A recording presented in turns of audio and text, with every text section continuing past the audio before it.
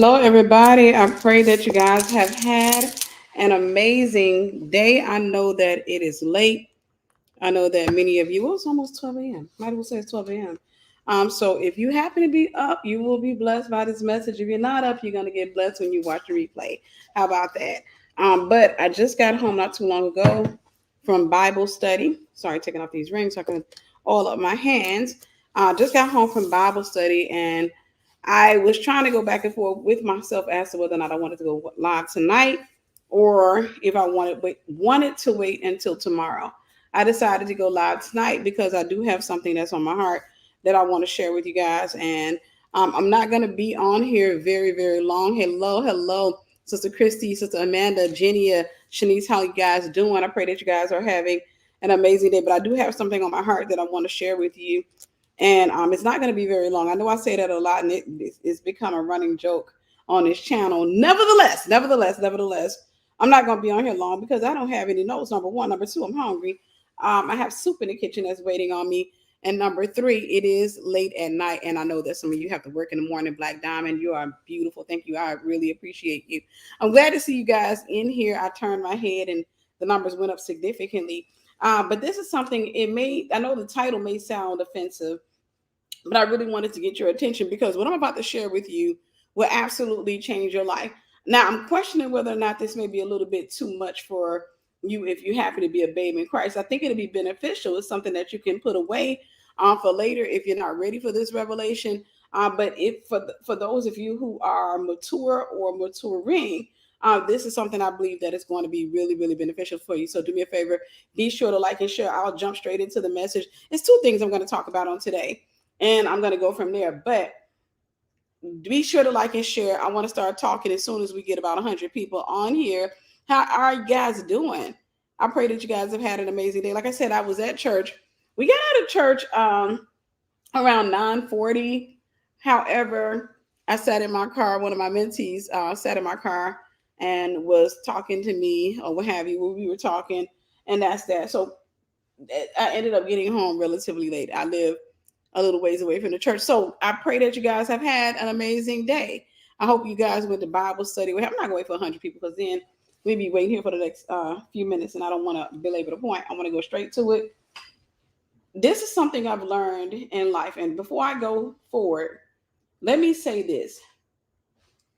There are certain things in life that can hold you back.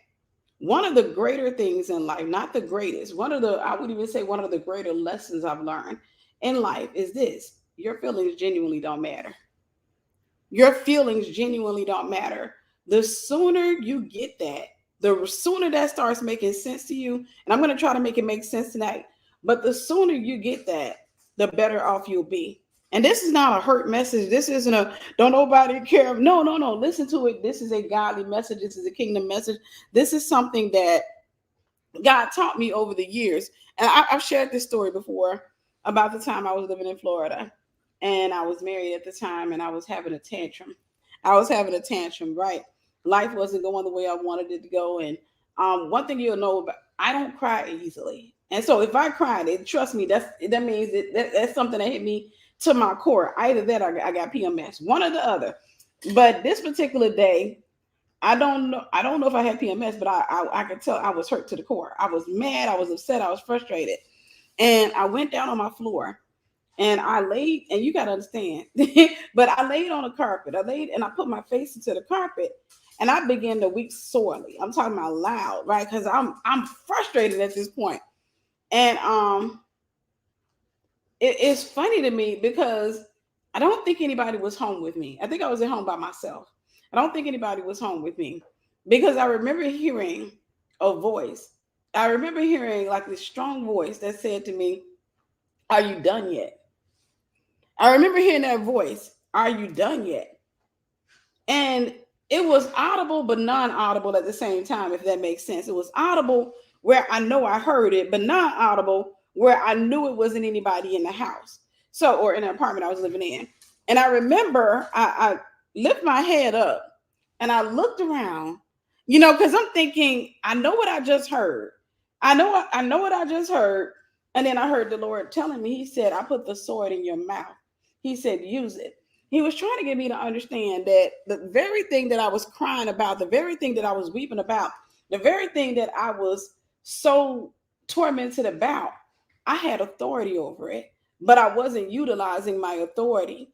I wasn't utilizing my authority. Instead, what I was doing was I was allowing an imp of a demon to beat me up.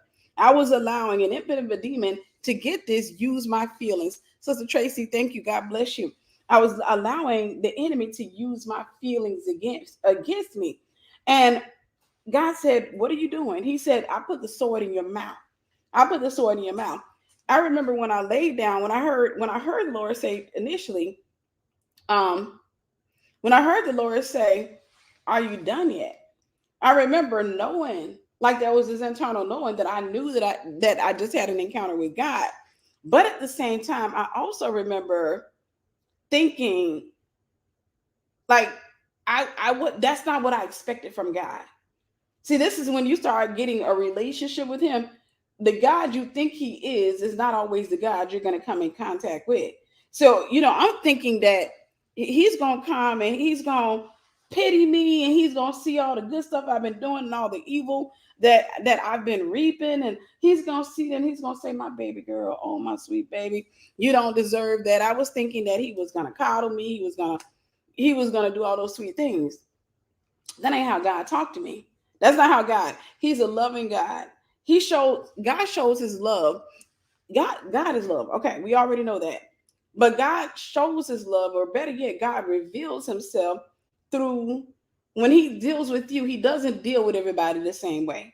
So the way that he talks to me may not be the way he talks to you. He talks to you according to your assignment, your maturity.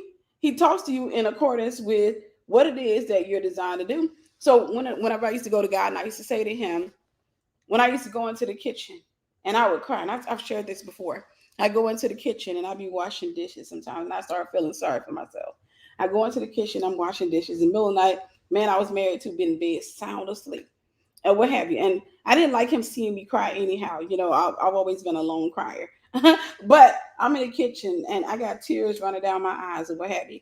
And I'm washing the dishes, and I said, "God, this man doesn't care about me. This man doesn't love me at all.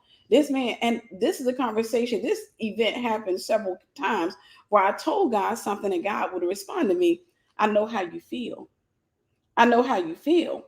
And right then and there, I would feel conviction because I knew what God was saying to me. God was telling me that the very thing that man is doing to you is what you've done to me. The very thing, you over here feeling sorry for yourself because now you're in a one-sided relationship. I've been in a one-sided relationship with you for a long time. I've been waiting on you to realize who you are. I've been waiting on you to acknowledge me outside of what you want. I've been having a one-sided relationship where you show up whenever you want to get the benefits and what have you. And now that you got another person doing that to you, you understand how it feels. Now that you got somebody in your life that's doing the very thing to you. Hear me when I say this. And I know that a lot of people are not going to want to hear this, but a lot of what people do to you is what you've been doing to God. You just don't see it that way because you look at things from the base of your intentions. Like my intentions were not bad. I know I was having sex outside of marriage, and I know I was doing that.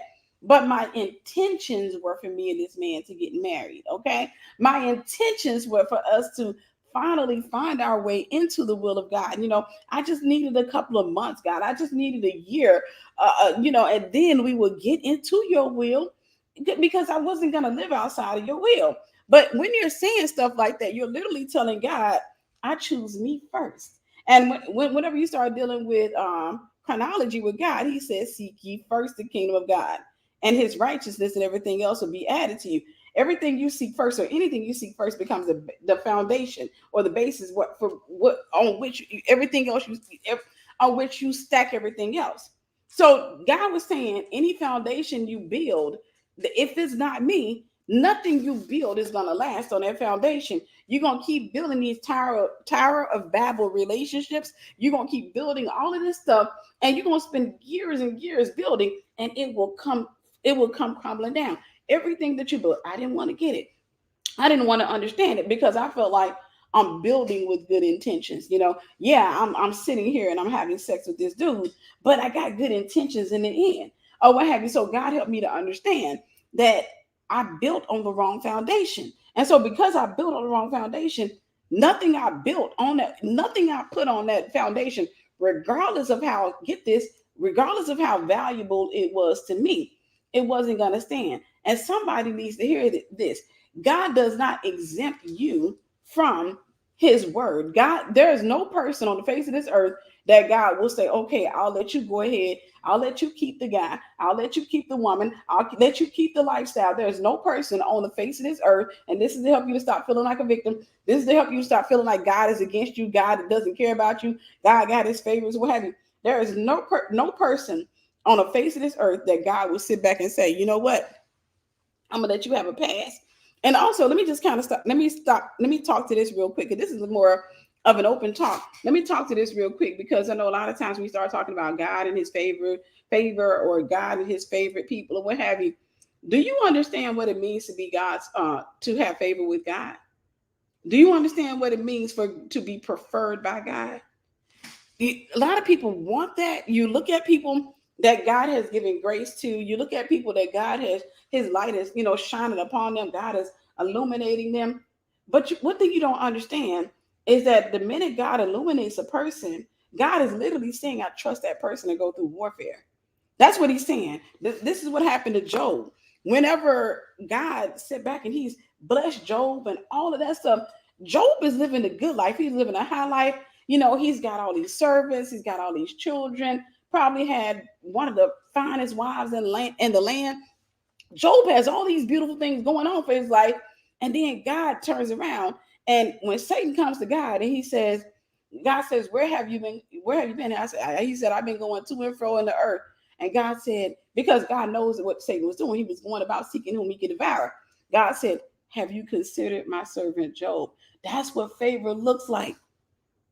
That's what favor looks like. Favor doesn't look like you're out here warfareless and you're just floating around in life, and life is so perfect and all of these great things are happening, and God gave you the small waistline. He gave you the pretty face. All the men are after you. Money is chasing you. All of these beautiful things. No, that's not how that looks. If you see somebody that got that type of favor, please understand that the devil came after them. You please understand that God trusted them to go through some stuff that will fold the majority of people on the face of this planet, that will fold the majority of you. God trusted them to go through some stuff, and God trusted them that they would continue on. Right. And so sometimes we're asking God for stuff. We're asking God for realities. We're asking God for circumstances that, quite frankly, we don't know how to handle. I can tell you, for example, we can talk about marriage real quick, and then I'll get back into the lesson. For many of you who sit back and you say that you want to be married, you say, God, send me the husband, God, send me the wife, or what have you. But yet you can tell that you're not ready and you couldn't handle marriage because you are so quick to speak the word divorce out of your mouth. You're so quick because you don't realize when you're marrying another person, you're literally saying, God, you're going to show me, you're going to allow me to meet the person that you know. I'm not just meeting the representative or the fantasy. I'm not just meeting, this guy looks like butterscotch. I'm not just meeting him, or he looks like dark chocolate, whatever your flavor is. I'm not just meeting him. I'm going to see him naked. Do you know the symbolism of seeing somebody naked? It's not just naked in the bedroom. Y'all, that's symbolic. It's not just naked in the bedroom.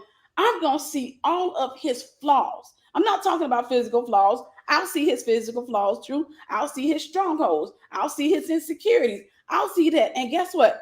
I have a responsibility to cover it. Same for you. You have a responsibility. You're going to meet issues in a person that in many cases are going to seem like, I don't think I can live with that issue. I don't think I can live with that issue. You're going to find out about the person that you've chosen that had I known all of this stuff, I probably wouldn't have chosen him. And the same for you.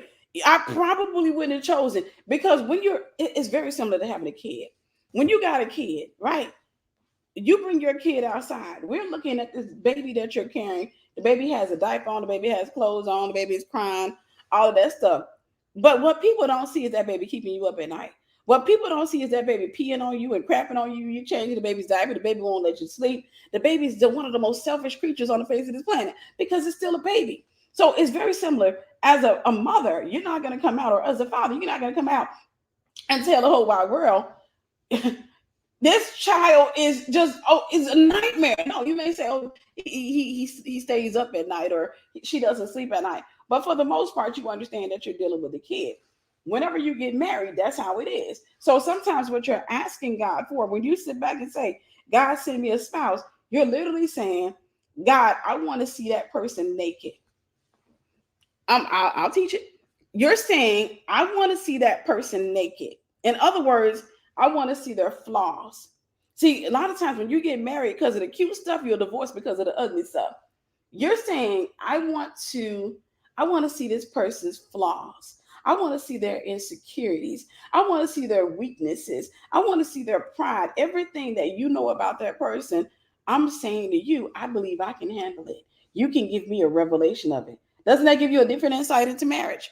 You're saying, give me a front row seat to all of this stuff. Whereas I saw him walking into the job, the workplace. I saw him walking in the neighborhood. I saw him walking in the church. I saw him walking into a friend's party. I saw him walking in a gas station, Walmart, wherever you met him at. You're saying everybody else gets to see him clothed, or everybody else gets to see her clothed. And everybody's flirting, but I want to see this person naked. I'll say this, and then I'll move on. It immediately, when I said that, it immediately made me think about when I was 19 years old. Story I told about me and my friends. I was working at Walmart, and me and all my coworkers, who happened to be all party girls, we were up in there having a silly day one day, and there was this group of men that came into the store, completely, totally good-looking guys, a bunch of good-looking guys, and we just young ladies or what have you. We're just kind of acting silly. So we're talking, we're laughing and all that, and we're like, ooh, ooh, ooh. They're like, look at the dark one. Oh, that dark, girl, you saw him smack that dimples? He got dimples. The guys looking at us, they kind of laugh, and we laugh, and we just acting like a bunch of young folk, right? And eventually they left. We actually started dispersing.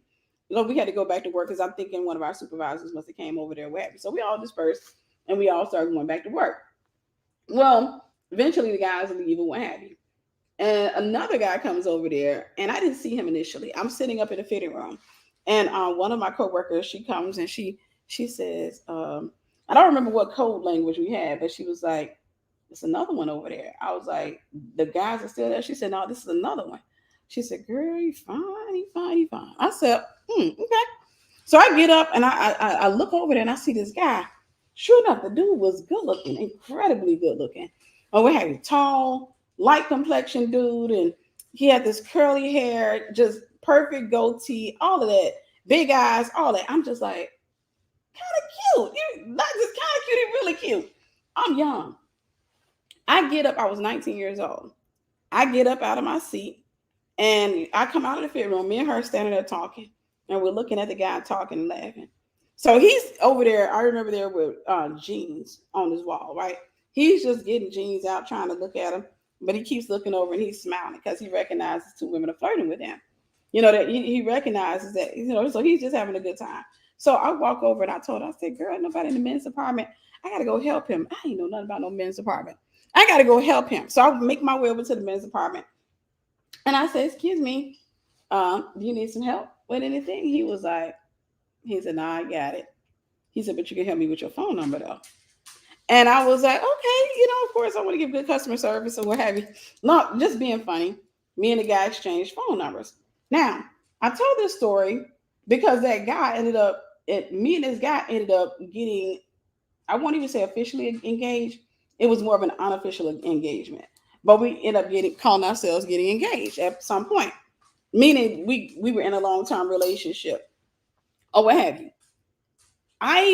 When I saw him in the store, I saw a beautiful creature. I saw a good-looking guy. I saw a tall, fit, good-looking dude who I knew could have any woman, just about any woman he wanted. That's what I saw. What I didn't see was the heart. Man looks at the outward appearance. God looks at the heart. What I didn't see was the heart. When I started talking to him, what I'm literally saying is, I like your outer shell. I hope your inner shell looks. I hope your inner being looks as pretty as your outer being. So we start talking. Oh, what have you? And I'm gonna be honest with you. I'm trying. I don't know if I should say this because it's almost irrelevant to the message. But he wasn't the brightest crayon in the box. He wasn't dumb, but he wasn't the brightest crayon. So turned out, when I remember finding out he was 10 years older than me. And that took me by surprise because I was 19 and I thought he looked like he was like 23, 22, 23, 24. So when he was like, nah, I'm 29, I was like, oh, wait, but he wasn't the brightest crayon in the box. And if you're unequally yoked intellect wise, that can cause a lot of fights. I don't know where I'm going with this, but I'm just gonna follow it. If you're unequally yoked intellect wise, it creates a lot of fights because the person who isn't, I don't want to say they're not that bright. We're just gonna go with it. The person that is not that intelligent is always gonna feel like you're trying to show them off. They're gonna always feel like you're trying to challenge them. So consequently, they get prideful and they're always like rejecting the stuff that you say just to prove to you that I'm the alpha male and all that. That we had those type of issues, right? We had those type of issues where I think the greatest fight that we had was over a domino game. And y'all, I'm gonna get back in the message, but since I've already started the story, let me finish it off. Greatest fight we had was over a domino game. And I was the queen of dominoes. I was really good at playing dominoes. I got to whip them jokers back out and start playing again. But I was good at dominoes, right? Really good at dominoes, partially because I'm pretty good at math. So I can see numbers. 6 plus 4 equals 10, plus 5 equals 15, plus 7 is 22. It can compute to me pretty fast. So one of his relatives came into town and he decided he wanted to show off in front of his relative. We're in the house and we're playing dominoes. It was just me and him playing dominoes, and his cousin, nephew, whatever this guy was in the back room. You just walking through the house. We had me and him playing dominoes, and he didn't want to lose in front. He didn't want to lose. He wanted to seem like he was the king or what have you. He didn't want to get spanked by a little 19-year-old. But what ends up happening with this particular game is he was losing. I was eating him up. So he throws down a domino. He was like, 25. And I'm like, at first I just write the 25 down, right? And he was like, yeah, he's talking noise. So my play comes and I'm looking and I'm adding stuff up. Wait, 6 plus 6 equals 12. Plus 6 equals 18. Plus 5 equals 23. Plus 4 equals 27. Those are not the actual, but the total was 27. I don't remember what was on the board, but I just remember adding stuff up. I was like, that's not 25, that's 27. So I'm like, that's not 25, that's 27. He said, nah, that's 25. Loud. I said, no, it's not. It's 27. I said, 6 plus 6 equals 12. Plus, now there you go. You think you're too smart. No. I'm like, 6 plus 6 equals 12. Plus 6 equals 18. Plus 5 equals 23. Plus 4 equals 27. Now that's 25. I said, you want me to get a calculator? I'm like, no. That he said, no. So he's like, I don't want to play no more. He said, I don't want to play no more. I went from being calm, collected, and smart to being a total idiot. Lost my temper, got really mad, and we were at the table. I took the domino game and just knocked it all over the floor. He started talking about it. Pick it up. And I was like, I said, make me. I'm like, make me. Or what have you. Somehow we end up in the living room. And I'll kind of fast forward out of that because it's irrelevant. We end up in the living room. We're in an argument. He says something crazy to me. I don't remember what he said. I weighed $105 at the time. I don't remember what he said, but I remember he said something crazy to me. And I got mad and got up in his face and decided to, start pushing his head, and I hit him. And I remember he shoved me, and I slid across the room. I'm talking about it was a long slide. I was thinking throughout that slide, like, when does this end? But I get up from my slide and I'm mad. I get up and I run to him and I jump on him and I start trying to fight or what have you. And then eventually what he ends up doing, I'm trying to fight. I'm just throwing hands, and he's tall, he's muscular, shoves me again. I slide, a long slip and slide. When does this end? Finally, I get back up. I run back over there, and I'm jumping because I'm diligent. And he picked me up, carried me out the door, and opened the front door and threw me in a sticker bush. It was a sticker bush right in front of the door. Threw me in a sticker bush. I'm gonna be honest with you. I didn't feel a single sticker because my adrenaline was up. I was so. It was just a thought that this dude, don't you jump in. Then he closed the door and locked it. He closed the screen door. So I'm in the screen door, beating on the door, yelling, open the door. He at the door. The point that I was making with that is that if you get with somebody who's not that bright, a lot of times your fights are going to center around something you know that they didn't know. And I'm talking from experience, because this was the first time that I almost got into a fight with a dude because I corrected him. It wasn't the first time that's the story, behind the issue behind the kidnapping story. I've told it 1,000 times, so I'm not going to tell it. But I'm saying it wasn't the first time that I had a dude get violent or get crazy because I was showing a degree of intelligence, and they didn't like that. I think that was part of the reason that when I finally got married, I used to pretend to be dumb. I actually did, and I actually I hid Tiffany. Right, I hid Tiffany. I showed him the female that he wanted me to be, or what have you. And that was because I was young and naive. But I hid Tiffany. I let him think that I was just an airhead when I was nowhere near an airhead. Egos are very fragile. Right. That's why that's why it looks like the word eggs. But your feelings don't matter. Your feelings don't matter to God. God has compassion on his people. God loves his people. Yes, God doesn't want you hurt. He wants you happy.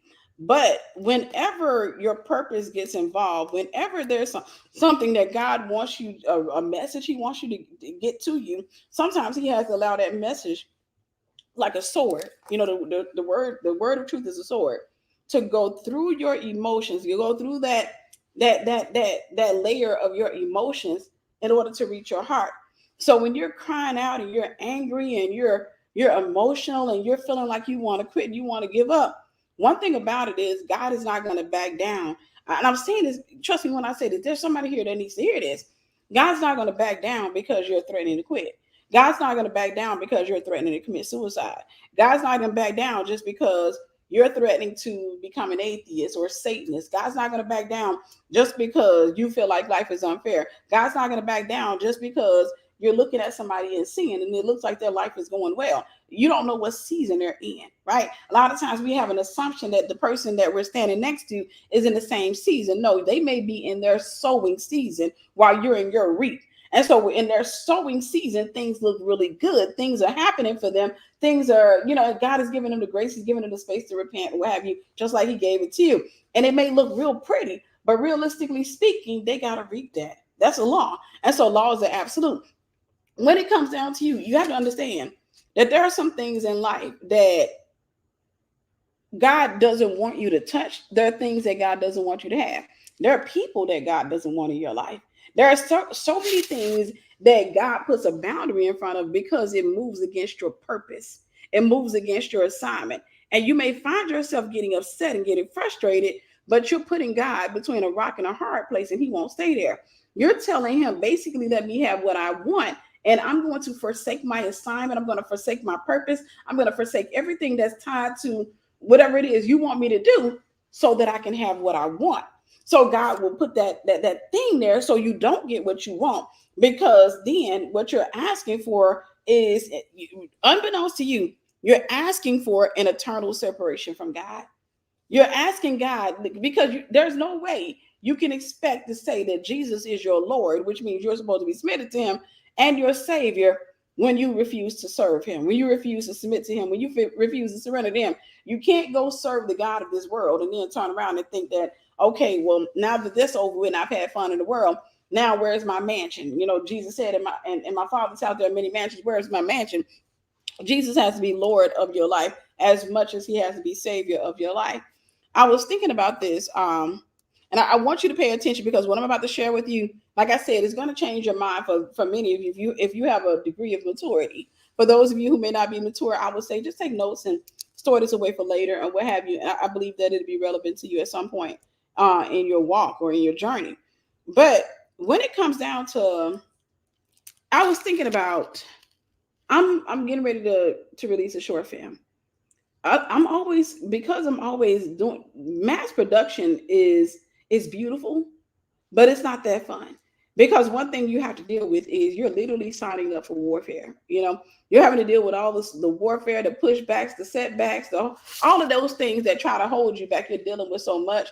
You're having to make all these sacrifices, financially, time wise. You're having to make all these sacrifices to the point where you're overwhelming yourself many times. You're overwhelming yourself. You're tired. Nobody around can understand what you're going through unless they're also builders. Most people around you don't understand it, right? They just see you up and you're active or what have you. They don't understand that it can be tiring, it can be taxing, what have you. And one of the things I noticed over the years, and I was really thinking about this tonight, especially when I was driving home from church, I was thinking about how I felt in the moment, right? Because one thing I try not to do is I try not to spend a lot of time with feelings. But I was thinking about how I felt in the moment because I just had a nice little long conversation with one of my mentees. But I was thinking about how I felt in the moment, and this is me driving alone. I started thinking, I feel frustrated. I started thinking about that. I feel frustrated, but then I started thinking, but I feel grateful. Like, I feel grateful. I feel joyous. I won't say overjoyed, but I have joy, but I'm also frustrated. I'm dealing with all of those different things at one given time. And that is the pressure of purpose. That's the thing that you feel when you're in purpose. But this is what I started thinking about. It's something that I remember saying maybe a year or two ago, and I want to kind of re-emphasize it because this is what I was thinking in the car. You get to choose how you feel because I've been in that space so many times in my life where I have all of these emotions that are sitting there, and I get to, it's like a computer. I get to select. I get to push the button for which one I decide to operate in. I can operate in frustration. I can operate in joy. It's all determined by what I want to focus on. Do I want to focus on God trusting me and God giving me the opportunity to do this and giving me the resources to do this? Do I want to focus on that? Or do I want to focus on all of the setbacks and all of the things that are happening? What have you? Which one do I want to focus on? And I realize as I'm driving, I get to decide how I feel.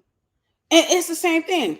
I was telling my student, I was telling her about, sometimes because we both serve at my church or what have you, and we were talking about, offensive situations, like sometimes when you're seating people, because I work with the security team, she works with pretty much our synergy, which is ushers or what have you.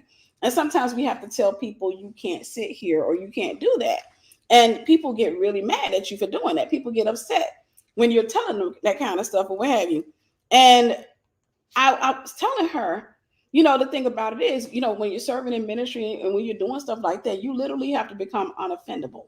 You literally have to get to that space where that stuff, like literally, because people will take out their frustrations on you. People don't like rules, they don't like order, they don't like anything like that. And so what you're having to do is, like, if somebody says something offensive, if somebody storms away, if somebody does anything, you literally have to let it go and get right back into praise. You got to literally let it go just like that. It can make you seem somewhat narcissistic, but you got to let it go just like that and go right back into worship. You got to go back right back into praise. While the offense is there, you don't select it. Who am I making sense to? While the offense is available, you don't select it. You select the praise option. You select the gratitude option. You get to choose how you feel. Some of you you're on here right now. For example, sorry. Some of you are on here right now. Okay. I just got something in. Let me see if I like this. Okay, it's good. But some of you are on here right now and you were offended today, or you're offended with somebody. You're angry with somebody, or you may be dealing with unforgiveness, or you may be dealing with um, fear or what have you. And my assignment today is to basically get you to understand you don't have to feel that way. You don't have to select that feeling. You don't have to sit in that. The better option to do is to remain sober, because to be offended is to relinquish your sobriety to sit in a feeling, right? But if you decide to remain sober, if you decide to say, okay, I choose not to be offended, but let me analyze the situation. Let me look at this, and let me look at this not just from a me perspective, but from an objective perspective. Let me look at this as if I'm the other party. Let me be empathetic. Let me look at it, from a well-rounded wet place, right? Let me look at it. So let's say, for example, you got a man, right? You one of the women out here, you got yourself a boo thing, right? And he said something dumb. He said or he did something dumb. Going back to the domino game with the guy, I could have elected not to be offended, but I was young. I could have elected when he said, I don't want to play no more. I could have elected to say, all right, well, I'm going to go ahead and head out. Well, you go ahead and do that, because that's what the problem would say. You go ahead and do that. I could have elected to get in my car and just start laughing and said, dude, please go grow your brain cells. Or what have you. I could have elected to do that. But I decided the emotion, because whenever people do something, there are these different doors that open, right? And I want you to see every emotion as a door. There are these different doors that open. You have the door of offense that opens, the door of fear that opens, the door of insecurity and fear. Well, those are typically double doors. You have the door of gratitude that open. There are so many doors that you can open. There's a door for you to go rest. There's so many doors that can open, and you get to select which door you go through. But sometimes when you're accustomed to going to a door, you're going to go into that door because it's more comfortable in that room. So think of it as this way. You move into a house and there are 4 bedrooms in the house, right? You move into a house, there are 4 bedrooms in a house, and they're all yours. They're all yours. Nobody else is living with you. You get to go and select the bedroom. Typically, let's say, for example, you had designers that went in and they did all the bedrooms. All of them look nice. You're likely going to find one bedroom that you're going to frequent, right? You're going to keep going regardless of how you feel, because you're comfortable with that bedroom, because the bed is going to start to contour to your body. You're going to be comfortable with that atmosphere. This is going to be a place that you spend more time in. You're going to find yourself constantly going in that particular room. It's going to become your room by default. That's the same thing when it comes to emotions. If you're always choosing the door of offense, you're going to keep going through that door. The feeling's not going to go away. The feelings are feelings are feelings are feelings. They're not going to go away. You're going to keep going through the door of offense, because that's just what you do. That's how you learn to navigate life. As soon as somebody says something to you, as soon as somebody does something to you, you go into interpretation, and then you go straight into the door of offense. That's just how you navigate. You never learn how to sit back and say, okay, let me stop outside of all these doors and let me see what's the best feeling for me to have in this moment. Because there are times when you need to walk through the door of offense. There are times, like, for example, if I'm sitting here and I'm talking to a dude and I made it real clear, like, hey, I ain't no sex before marriage with me, period, point blank. I will have your last name. If I'm gonna have sex with you, I'm gonna have your last name. And that's if I choose you, right? Because it ain't just about you choosing me. I'm not one of those females that are pick me. I'm not one of those females that think, oh my God, you chose me. No, Negro, I gotta choose you too. But if you mess around, if I'm talking to a guy, I have a right to be offended if he turn around and take his good hand or his bad hand and he have the audacity to put it on my leg. If he have the audacity, if I tell him, listen, I made an agreement with God. I told God I wasn't gonna kiss before marriage. That's an agreement. You're gonna have to respect that. You're not gonna kiss me until I'm at the altar. That's if you're the one. You're not gonna kiss me until we're at the altar. The pastor said you may not kiss the bride. You ain't kissing me.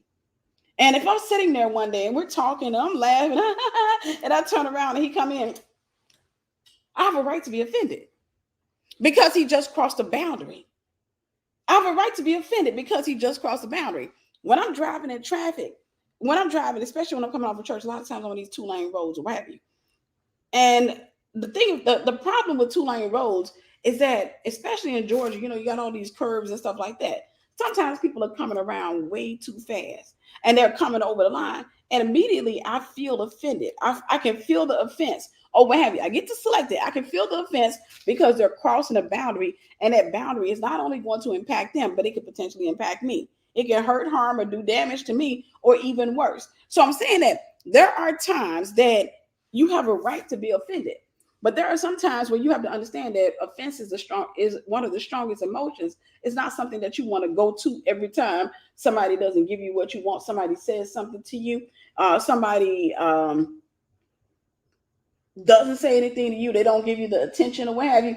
It's not an offense that you want to select often. This is why the Bible says, make no friends with an angry man unless you learn his ways. You don't want to become an angry person. You don't want to become that person who people can't talk to or they're afraid to say something to because they feel like they're walking on eggshells with you. So you get to select, even in an offensive situation. I want you to start imagining doors in front of you.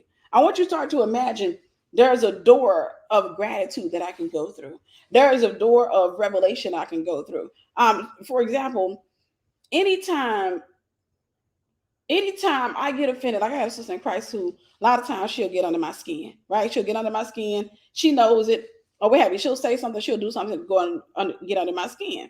I've gone through the door of offense with her. I've gone through so many doors. And then I elected, let me go through the door of revelation.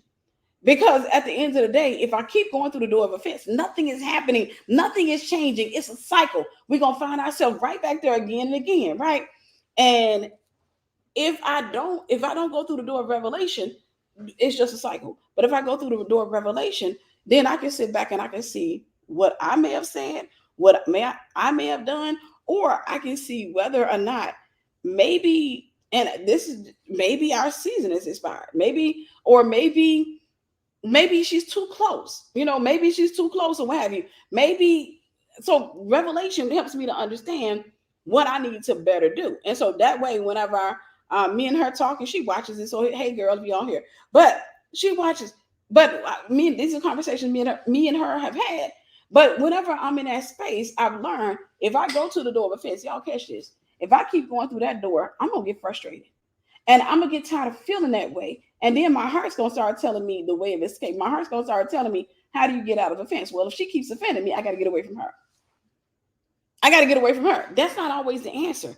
If you go through the door of revelation, and rather than choosing to be offended, you go through the door of revelation, you start learning, okay, maybe the issue is we're cool, but she's a little bit too close. And maybe she's not healed enough for that proximity. Or then again, it could be me. That's what the door of revelation does. The door of revelation helps you to preserve your relationships by just kind of rethinking everything and saying, okay, it wasn't working the way that we were doing it. So maybe we don't need to be that close. Does that make sense? Maybe we don't need to be that close. It's not just with friends, it's with family members, it's with people all across the board. Sometimes if you're not getting the proper response from people, you don't necessarily have to stay offended, because if you keep going through the door of offense, then the spirit of control is going to come in. And so now you're going to be telling them what they need to do to remain in your life. You're going to be telling all that. But if you go through the door of revelation, you got the door of wisdom, the door of wisdom and revelation that's there. You got the door of offense. Because you went through that door so much, you're going to be drawn to the door of offense. You're going to feel a magnetic pull from the door of offense. But you have to consciously, cognitively, y'all know what I'm trying to say, intentionally go through the other door. Sister Angela, thank you. God bless you. You got to go through the other door. So I choose to go through the door of revelation. I choose to go through the door of revelation. When I go through the door of revelation, it's me looking at myself. It's me being prayerful and me looking at myself from an objective point of view, right? And that's the sorting process. Once I've sorted everything else, then I can sit back and I can say, hey, can we talk? Okay, so I'm noticing that every time we come around each other, there seems to be like this tension, this frustration, or what have you. And this is a sister in Christ. We've had like literal on the phone just yelling or what have you. And then it came to the revelation. Like I told her, I said, I was never supposed to be your friend. And that wasn't something that I came up with. It was something that, God told me and her. And so, but I was like, it was a mentor-mentee situation. And so consequently, there's this thing where you gotten familiar and now it's just a fight, because anytime I say something, you feel like it's up. like you need to challenge it or what have you. But I'm saying that to say, me, I was able to preserve a relationship with her because I decided going through the door of offense is not working. Being offended is not working. I need to choose a better door. This is wisdom. I need to choose a better door. I need to look at this cognitively. And I saw where I went wrong too. It wasn't just her. I saw where I was wrong. We talked about it for like an hour and a half, 2 hours one time, and what have you. And then decided, okay, yeah, it's clear that things are not, because I remember one time she walked up to me, she was like, I can't be your friend. She said, you're my sister in Christ. And I just started laughing. I said, duh. I said, welcome. I told her, well, I said, welcome to reality or what have you. So the point that I'm trying to make is this. Sometimes some of you brag, you boast about having a sharp sword, about being able to cut people off easily. It's not always the wisest thing. Sometimes the problem isn't that you need to cut people off or that their time is expired in your life. Sometimes you just got them in the wrong place. Sometimes you gave them the wrong label. Sometimes you've allowed them to sit in a space for far too long, and y'all are not meshing in that space because maybe where God is taking you could potentially crush them. Or it could be the other way around, because I don't want you to always think you're the superior one in the situation. The point that I'm making is that anytime you find negative emotions, there are also positive emotions present. Just like every time you come in contact with a positive emotion, there are negative emotions present. I'll give you another revelation. You ever had a moment or a time, an incident or something, where you're just overjoyed? I want y'all to answer this for me. Let me know if this has happened to any of you. You ever had a moment or a time or something like that where something happened and you're at the top? I'm talking about you excited.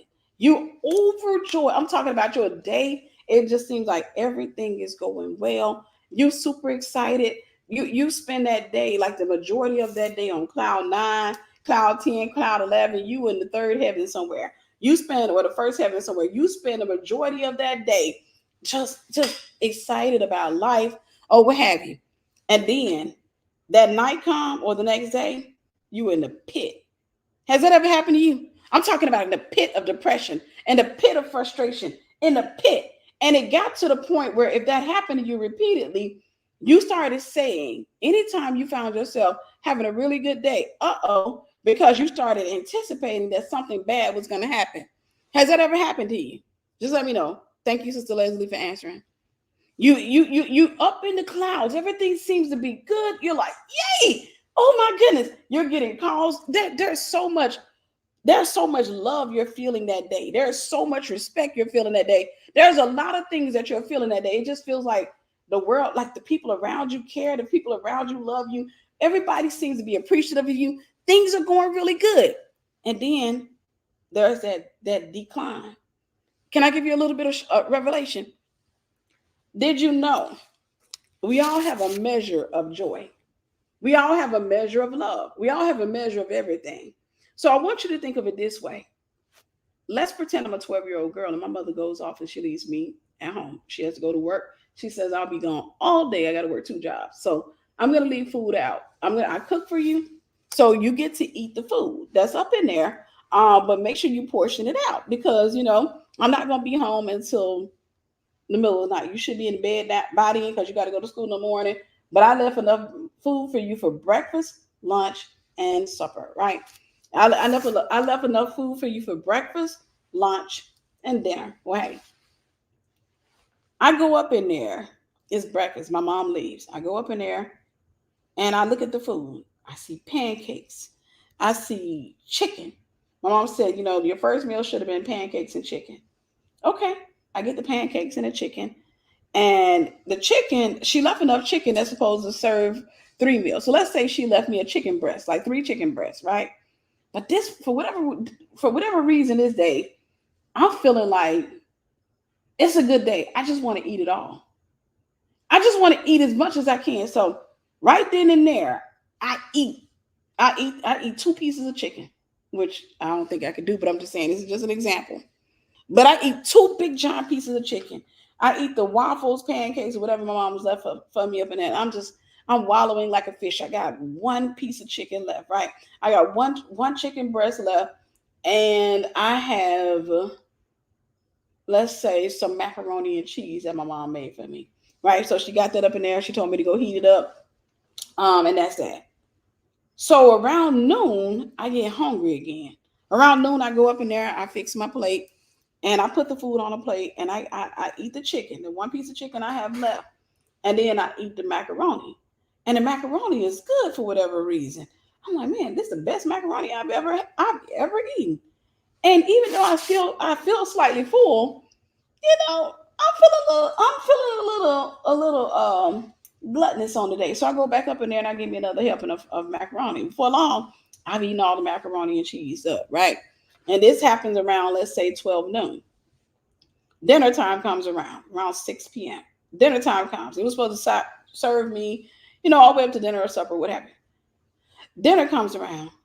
I'm hungry, but there's nothing there for me to eat. I go up in the kitchen and I'm looking around. I'm looking in the cabinets or what have you, but everything is bare. There's nothing up in there, and I've eaten everything. So I called my mother and I said, Mom, I called her on her job. Mom, I didn't mean to call you at work, but I ain't got no food. No, I said, what happened to that food I gave you? I said, Mom, I ate it. I ate it. I ate. You ate all that food. Yeah, I ate it by lunch. It was gone. You should have left me more. She said, no, I gave you enough. I gave you what you needed. So I'm gonna share with you what the Lord shared with me. We all have a measure of joy. Now, heaven's supply of joy is infinite, is without measure, or what have you. But God doesn't put more on you than you can bear. Sometimes you can get so overwhelmed that you can potentially hurt yourself. But God gives you a measure of joy. And a lot of times what we do, and I hope this makes sense because it was making sense as I was driving. But a lot of times what we do is we just basically we take that joy in a moment. Well, I'll say it this way. I've learned in a moment where I'm in a place of like extreme joy. Like a lot of things are happening. Everything is going right. Everything just seems to be beautiful. Everything seems to be wonderful in this moment. I've learned to not overwhelm myself. I've learned to not eat everything that I see in that moment, to take it in slowly. That way I can portion it out throughout the day. So that means, for example, I just got a flyer back that I hired somebody to do. Looks really good, right? I got other flyers back on today. I got an invention idea on today. God gave me an invention idea. So I've had a lot of things. So what I do is I take my time with every individual thing, and I just allow myself to experience the joy of that, do what I need to do, and then I go on and I'll just kind of move throughout the day. Sometimes the problem that we're having is that in that moment, in the earlier part of the day, in the earlier part, or whenever you're feeling all of that joy, sometimes you just kind of overdo it. You overdo it. There's nothing wrong with feeling joy. There's nothing wrong with experiencing joy, but sometimes you can overdo it. Sometimes you're taking it all in. You're just trying to stay there in that emotion. You're trying to take it in. When what you should have done is you should have just taken the time out to say, okay, all right, let me calm down. I'm really excited about this. I got all this other stuff. I will move to this today. I'll look at this today. I'll check that email today. I'll call them back today. I'll make this decision today. I'll go shopping a little bit later today. I'm saying this. I'm saying it to say it's not always that the devil comes because he see you having a good day and then he comes on the tail end of your day, or he comes the next day to ruin everything for you. Sometimes the problem is you have emotions. Sometimes the problem is you take everything that's in you, you take everything that you have and you put it into that moment. Am I making sense? Or do I need to go back and chew on that? Sometimes you're taking everything and you're experiencing it in that moment. And the problem is when you do that, as suddenly you're gonna start settling. And once you start settling, then you're gonna start going down. It's almost like you're living up here, and then once you start settling, you're gonna go back to your normal. But when you're going back to your normal, it's gonna feel like low. It's gonna feel like depression because you just came out of a high. You just came out of an high. And then at the same time, you can't open yourself up. Of course, the enemy can come and attack you because now you're now starting to descend. You're starting to come down a little bit. It is to say that one thing I've learned to do. One thing I've learned to do. is I just came off of a cruise. You guys know that. Right before I came off a cruise, I not launched a short film. Right before I came off a cruise, I opened my shop. I did my grand opening for my shop. Before I did that, I did something else. I don't remember everything that I've been doing. I'm a mass producer. That's how God. The grace on my life is a finisher. I have the grace of a finisher. For me, once I start something, I have to finish it. It becomes it for me. It's not about starting. Even the process, I have no choice but to respect the process. But the grace on my life is to finish. But I'm saying that to say I've had so many victories, so many great things. But that's the stuff that you see. You don't see the fight in the background. You don't see the frustration. You don't see the all the crap that I've gone through in the background. You don't get a chance to see that. You only see me coming out and saying, "Hey guys, just released a short film, super excited about it." And you're like, "Didn't she just launch a shop? Didn't she just do that? Didn't she just do that?" Yeah, I did that. But I'm saying I live in every moment. I have stuff that's coming out that y'all don't know about. I got different things that I'm working on, different ideas. God gave me an invention I did when I was in church tonight, but different things that I have to work on, right? I don't, when he gave me the invention idea, I'm like, oh, that's beautiful. That's nice. I don't go, oh my gosh, yes, oh my god. I don't run around in circles and start jumping up and down because in that, I need that energy for that idea. Man, I pray I'm making sense because it makes sense to me. I need some of that energy for that idea because if I throw all of my effort and energy into, I'm excited about it, then I'm going to lose interest in it. I don't know if that's just me. I'm gonna if I throw everything into it and I start jumping up and down, and if I start opening my mouth telling people, I'm gonna lose interest in it. That's just me. I'll lose interest in it. So for me, one thing I've learned is that when I see something, one of the reasons I don't put a lot of effort and energy into it is because, get this, it may not come to pass for years. I don't want to say what I'm working on, but there was something, an idea God gave me back in 2013, late 2013 or early 2014, that I knew that God was giving the idea to me. I knew He was giving me this thing to do. I'm not gonna say it because I got it in works now. I knew that God was giving me this thing to do, right? And I was super excited about it. So much so that I started ordering mock-ups. I started ordering stuff for it. I started ordering stuff. I got a quote on it. I remember the lady told me the quote was really high. And I'm just like, dang, that's going to be a lot of money. But I really want to do this. It was a passion of mine. It was something I felt pulled to. This is where maturity comes in. I felt pulled to that thing. I felt like, man, I really want to do this. I passionately want to do this. But catch this. Even though I won't say I was that mature, I was mature enough to know that I didn't see the resources coming in. The ideas weren't necessarily flowing. I was prophesying inwardly, like God's giving me revelation of something He's going to use me to do, but it wasn't for now. Had I jumped up and I got into joy and excitement of what have you, I would have immediately, over the years, I would have started dealing with disappointment because that was 2000, I'll say 14. It's 2023, 9 years later, and it's just coming to fruition. God showed me back then what I was going to be doing, but I'm just starting to do it. I just started feeling the passion and the burden to do that. I'm saying that to say that a lot of times you have to learn how to portion out how you feel, right? I can sit here, you can give me good news. You can say, Tiffany, um, I just got $1 million. And I'm not an emotional person. So I'm typically not going to give you that, OMG. Look, I'll be like, girl, that is so good. I'm so happy for you. Congratulations. And if you're not careful, you may read that wrong. You may read that wrong. Inwardly, I am excited for you, but logically, I'm cautious. Does that make sense? Logically, I'm cautious because I don't know. Okay, I want to be sober while you're in your feelings. I want to be sober enough to see what's coming. What's coming with that million? What's going to happen with that million? What's going on? Are you doing something illegal? Are you being scammed? I want to see what's going on. And so for me, I'm excited for you, but at the same time, I portion out my celebration. I'm trying to make sense, but maybe this is just for me. I portion out my celebration because at the end of the day, I don't want to throw myself all over the place, and then I gotta settle back into the normal emotion. And I'm happy for you and I'm excited for you. Then you end up disappointed.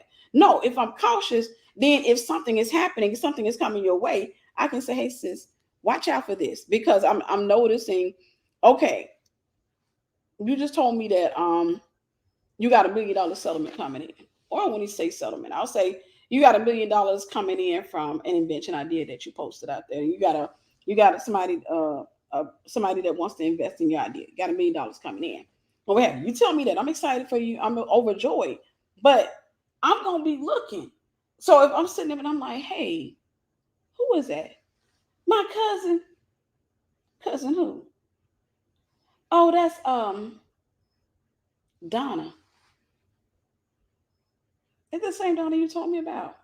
Okay, yeah. I mean, she done repented and all that. Hmm.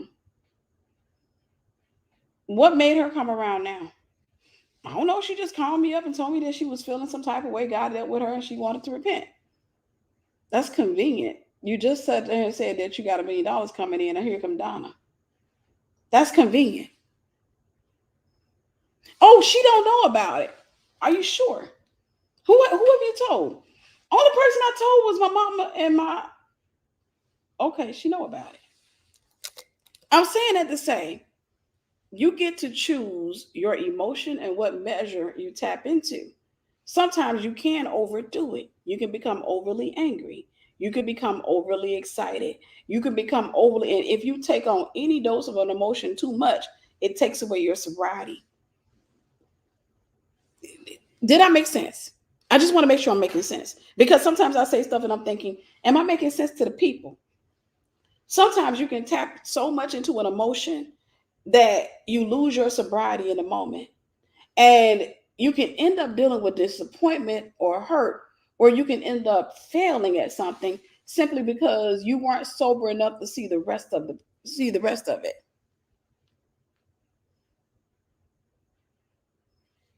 Awesome, thank you. I just wanted to wanted to know I'm making sense.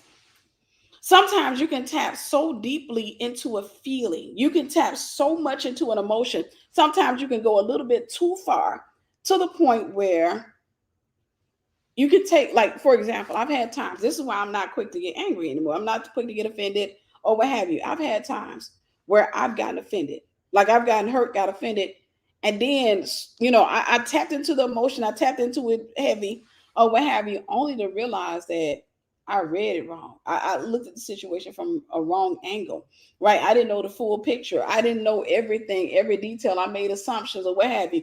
So what that taught me was that you need to hear it. Like you have to you got to make sure, you got to take your time with that. I can feel if somebody sits back and says, hey, Donna was talking about you and she said something bad about you, and you're like, what? And they tell you, like, what? Dang, yeah, Donna's the only person I told that to. I don't know why she said that. Well, she would say that about me. Wisdom says, don't jump straight down Donna's throat. Wisdom says, take the time out. You can feel it. That's offensive if she did that.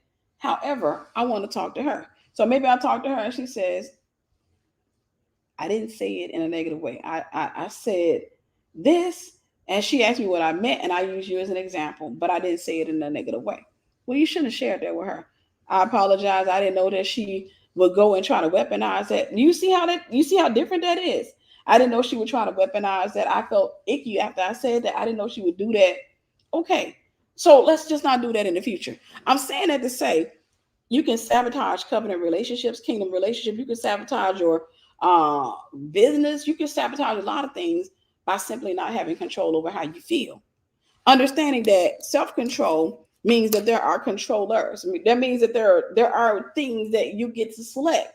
But again, if you are constantly going through the door of offense, constantly going through the door of frustration and anger, if you're constantly going through those doors, those are your bedrooms. That's where you go when you don't get your way. Consequently, that's where you're going to keep going until you make a conscious decision to stop going in that place. You make a conscious decision to sit outside of all of those doors and stop and think to yourself, how should I feel? What should I feel? If I'm offended, this is offensive, but if I'm offended, how does that benefit? Like what do I get from this? I'm not going to use offense to try to change anybody. Okay. I'm not, me personally, I'm not going to use the spirit of offense to try to change anybody. I'm not going to use the spirit of offense to try to get somebody to change their mind. I'd rather use logic and conversation, communication. That's maturity. I don't like the concept of, you okay? Yeah. That's immaturity and it's witchcraft. Because what I'm doing is I'm disrespecting that other person's their thought process they while I may feel like I'm right, they may feel like they're right. At the end of the day, wisdom says select it's like you playing a game, right? Select your player. Let me select the right emotion. Sister Sabrina, thank you. God bless you. Let me select the right emotion. And if my controller is broken, and it won't let me select the right emotion, and it keeps trying to go over there to a fence, and it's my system is frozen and it's locked on a fence. Then wisdom says, take the time out, pull yourself away, and pray, reset, restart, and then come back to it when you can move the handle. Don't just jump straight to a negative emotion. Don't just jump straight to a positive emotion. Man comes up to you, looks at you, says, man, you probably the wisest woman I know. You're so pretty to me. I really like you. And you say, oh, thank you. Okay, there's nothing wrong with being flattered, but don't go too deep into that to the point where you can't see that double tongue. Don't go so deep into that you don't notice that he don't just flirt with you, he flirts with other people. Don't go so deep into being flattered that you become a dummy. Don't go so deep into being flattered that everything just goes away. I'm saying this to say you can tap into emotions. All of these are realms. These are your bedrooms and so these are rooms in your house. These are rooms in the houses of your soul. You get to go into any one of those rooms. Don't try to live in one of those rooms because you'll get stuck in them, right? You'll get to the point where you'll feel like you don't know how to survive outside of them. Go into those rooms. If you go into anger, be angry but sin not. And don't let the sun set up on your wrath. Neither your place to the devil. Sister Flatina, you're beautiful. Thank you so much. God bless you, sis. God bless you. But don't go in a room so deep that you end up getting stuck there. If I go into the room of offense, trust me, I'm taking logic with me. I don't go into the room of offense where I'm just going to sit there with my feelings because my feelings are gone. No, I'm taking logic with me. I'm going to take the word with me. And I also have a time limit. I can't sit here because it's okay for me to be offended, but I don't want to become offensive. Does that make sense? It's okay for me to sit in that room, to go up in there and say, that was really messed up. I don't like how that felt. But I don't know about you. If I'm sitting in that room, I get tormented. You know why? That's because that's not a room I spend time in. That's not a bedroom that I go to lay my head on. That's not something. I'm always going to the door of gratitude. That's my bedroom. I go into I go into the door of gratitude and I sleep up in there. I spend a lot of time in that place called gratitude. So whenever I go into this bedroom called offense, everybody got the bedroom of offense. But when I go into that space, I'm not trying to stay there for a long time. I'm sitting on the edge of the bed and I'm thinking. I got logic with me, and I'm looking like that little statue that's like this. I'm trying to hurry up and get out. Matter of fact, I didn't even close the door. I got the door open because I don't plan to stay there. I don't plan to stay there. I don't plan to sit in there. I got to come up out of there. Right? I got to come up out of there and I got to go into a different room. And sometimes you got to go into another room and you got to shower that stuff off of you. You say, how do you shower that off of you? Go into worship. Go into worship. Stop focusing on what somebody did to you, what somebody said to you, and focus what God says to you. Focus on what God did for you. Focus on what God wants to do in you and through you. Focus on that. All too often, we praise the devil by focusing on what he did. Not realize you're giving him glory every time you're sitting up complaining about everything that's going wrong in your life. Why waste your time and your effort and your energy? The whole time you're doing that, Satan saying, hey, I did that. I'll take a bow. I'll take a bow. You think that when Job was complaining, you think that Satan was sitting up there like, man, he was a nice guy. No, Satan like, look, watch, just wait, God. I'm gonna get him to curse you. Just wait. Look at him. He's already on the way. Listen to the stuff that he's saying. He's on his way. Listen to the stuff he's saying. So why sit there and give Satan glory when you can sit there and say, God, I'm breathing. I give you glory for this breath. I may not be in the best space right now, mentally and emotionally, but Father, give me wisdom. Father, I thank you for who you are. I give you glory, honor, and praise. You brought me through worse situations than this, and you'll bring me through this. And understand some things. Y'all ready? Some things God doesn't bring you through. He tells you to come out of it. Some things, no notes today. I just wanted to talk to you. Some things God doesn't bring you through is because you went into that space on your own. You went into that offense. You sat there. Now you've been sitting there for the last 2 weeks, offended, tormented. Now you're ready to quit your job. You're ready to quit your fiance, your boyfriend, your boo thing. You're ready to quit your church because you sat in that room for too long. Because you didn't come out of there. Because you didn't sit back and say, I don't want this stuff to integrate itself into me as a person, into my heart. I don't want this stuff in me. I want to get rid of it. I always tell the story about, I remember one time I was going to the church. I was serving a lot at the church during the time. And I want to get back around to serving a little bit more. But I remember this one time I was serving, and this was some years ago. Some years ago. And I remember I had to be at the church like 4 days, 4 or 5 days out of the week. And I was on my way to church one day. And I'm on my way. And I felt frustrated. I felt overwhelmed, right? I felt all these negative feelings because I'm tired. I got work at home I need to catch up on. I'm feeling all of these negative feelings. And I realized, check this. In the moment while I was driving, I realized this is a privilege. This is a blessing, right? And those are feelings, but this is a privilege and a blessing. So you shouldn't, you got to be careful that you don't allow the enemy to give you the wrong emotion. So I started talking to God while I was driving. I said, God, I don't want to come in with this negative energy. I'm coming into, house of the Lord, the secondary house of the Lord, because we got a temple to the Most High God, of course. I said, I don't want to go with being negative or what have you.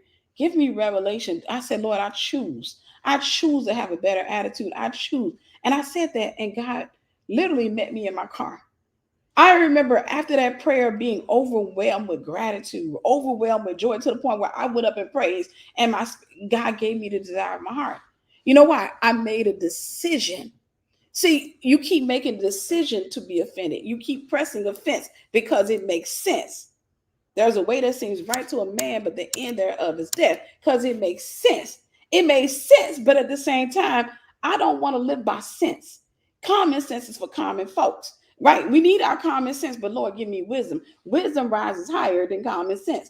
So in that, I sat back and I prayed, and God delivered me on the moment. You know why? Because I chose. When I was sitting up, I was going through a divorce and what have you, and all that crazy stuff. Told this story before.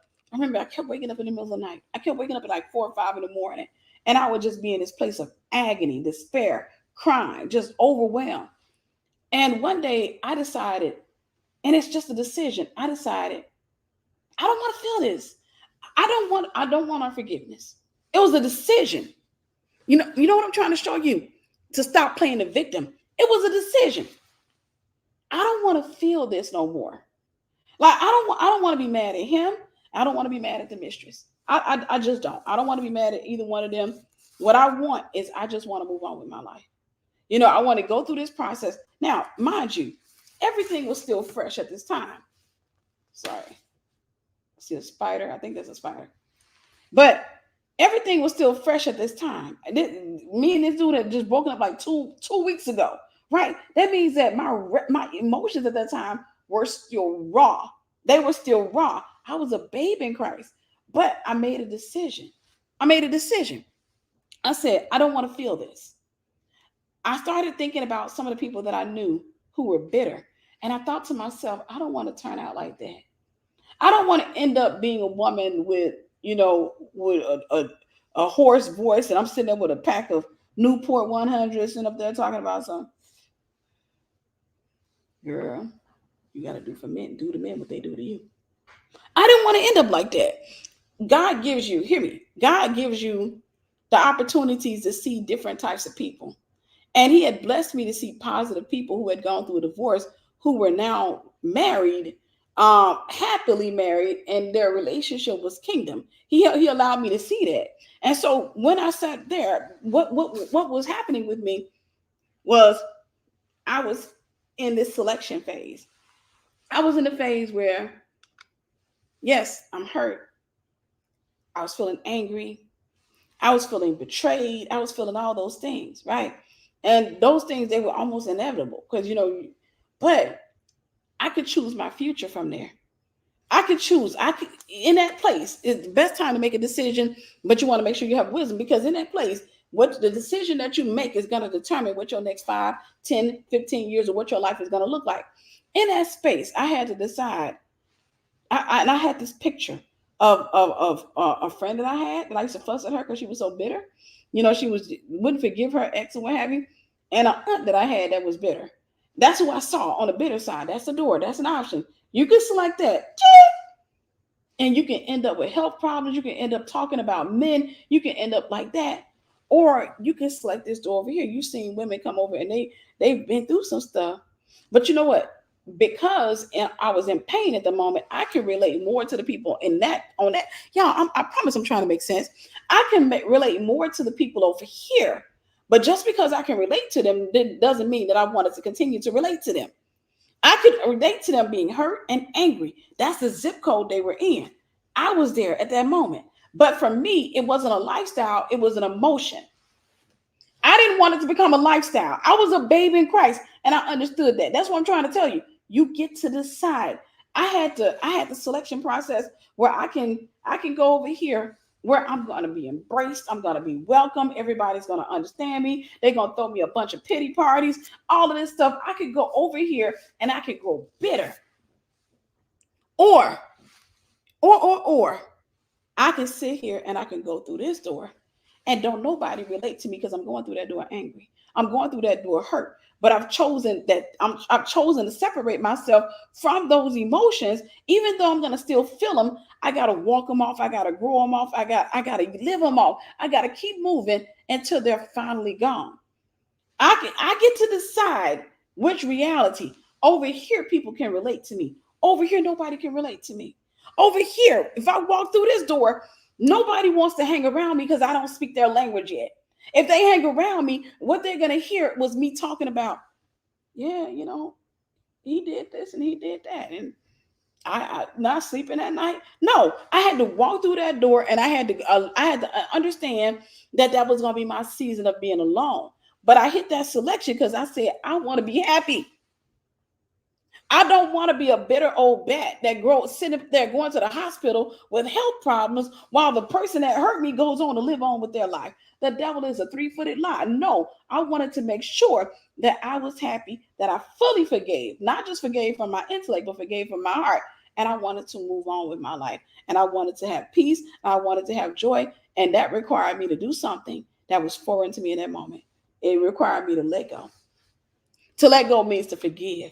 To let go means to not meditate on what was done, but to meditate on the word of God. And even though it's not that easy in that season, it's a decision that you get to make. I'm saying this to say every emotion, and I said I was going to talk about two things today, but I'm going to leave it at this because I don't want to. The other thing is totally unrelated. I'll probably teach on it sometime this week. But I'm saying that to say every emotion that can present itself to you, you get to decide. If I come on here, like my title is offensive. Not everyone will understand what I'm about to say. Your feelings do not matter, right? My title sounds offensive. There are people that will read that title and go straight into the door of offense, right? Go straight into the door of offense. But then there's some that'll click on because when they come on like this,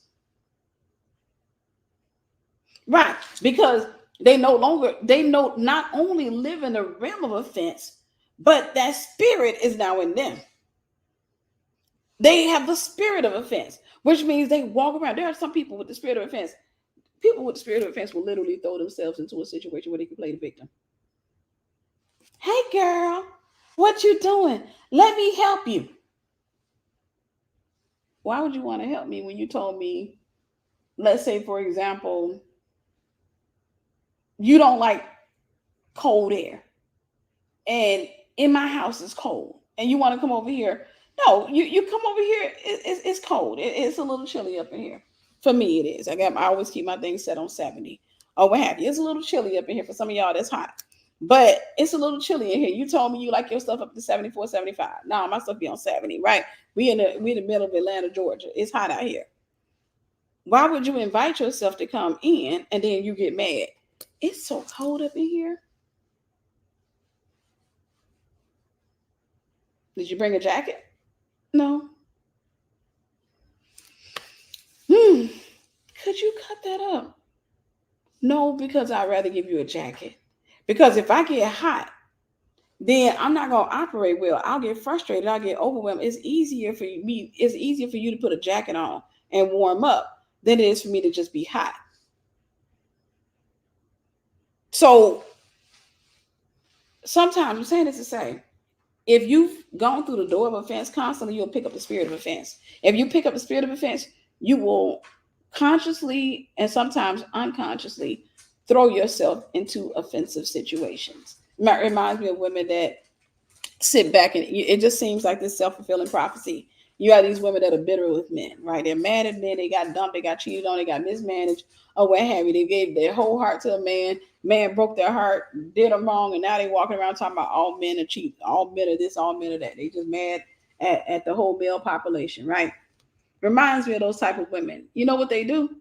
As bitter as they are, as angry as they are, they always keep going back to the same spirit in a different man. They won't stop.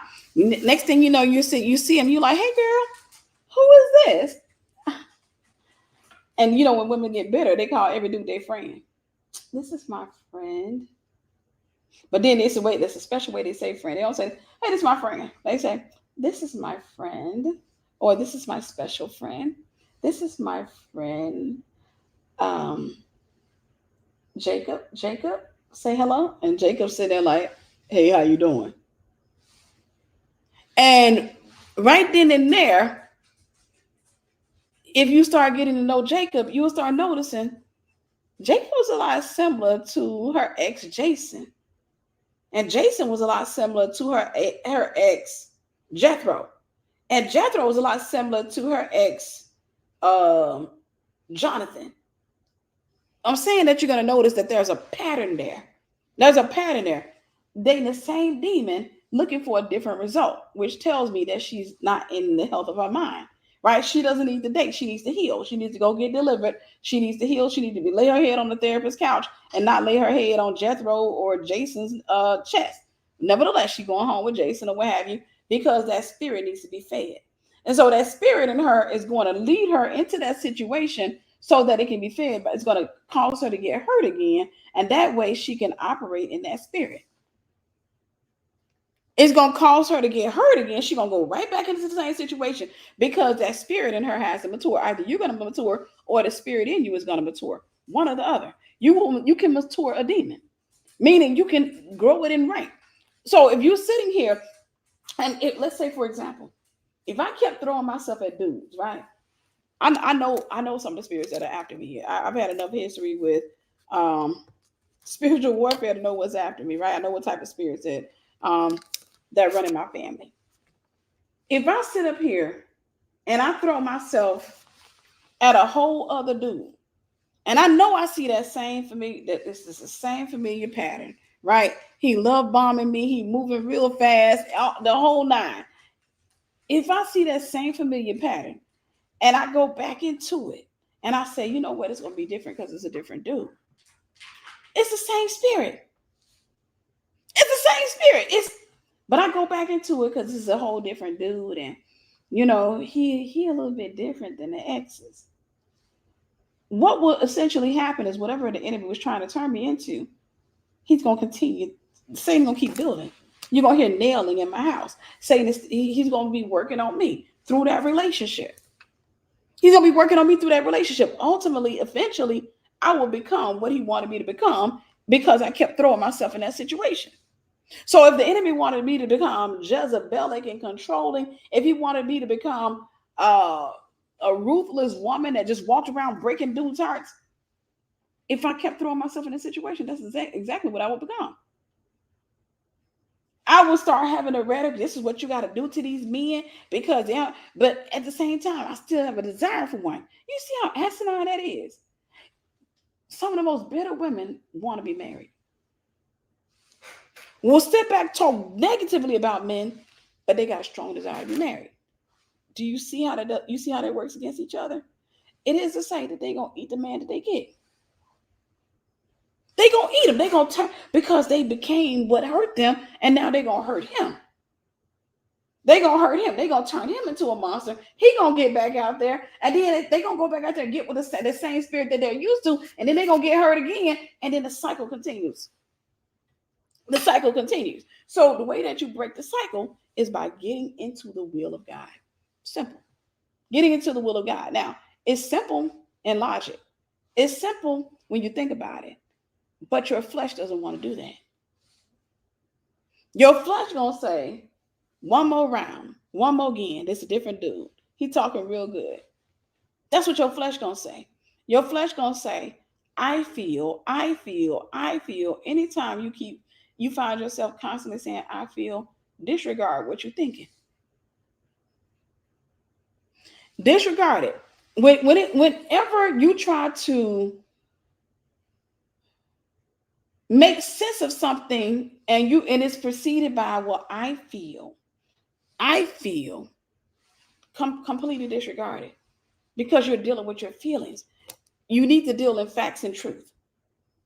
You need to deal in facts and truth.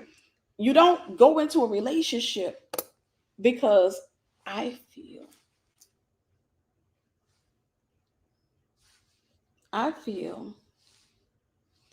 He makes me feel so good. He makes me feel happy. He makes me feel like when I talk to him, I feel. You're gonna get hurt. Because that's another feeling. That you're gonna get hurt.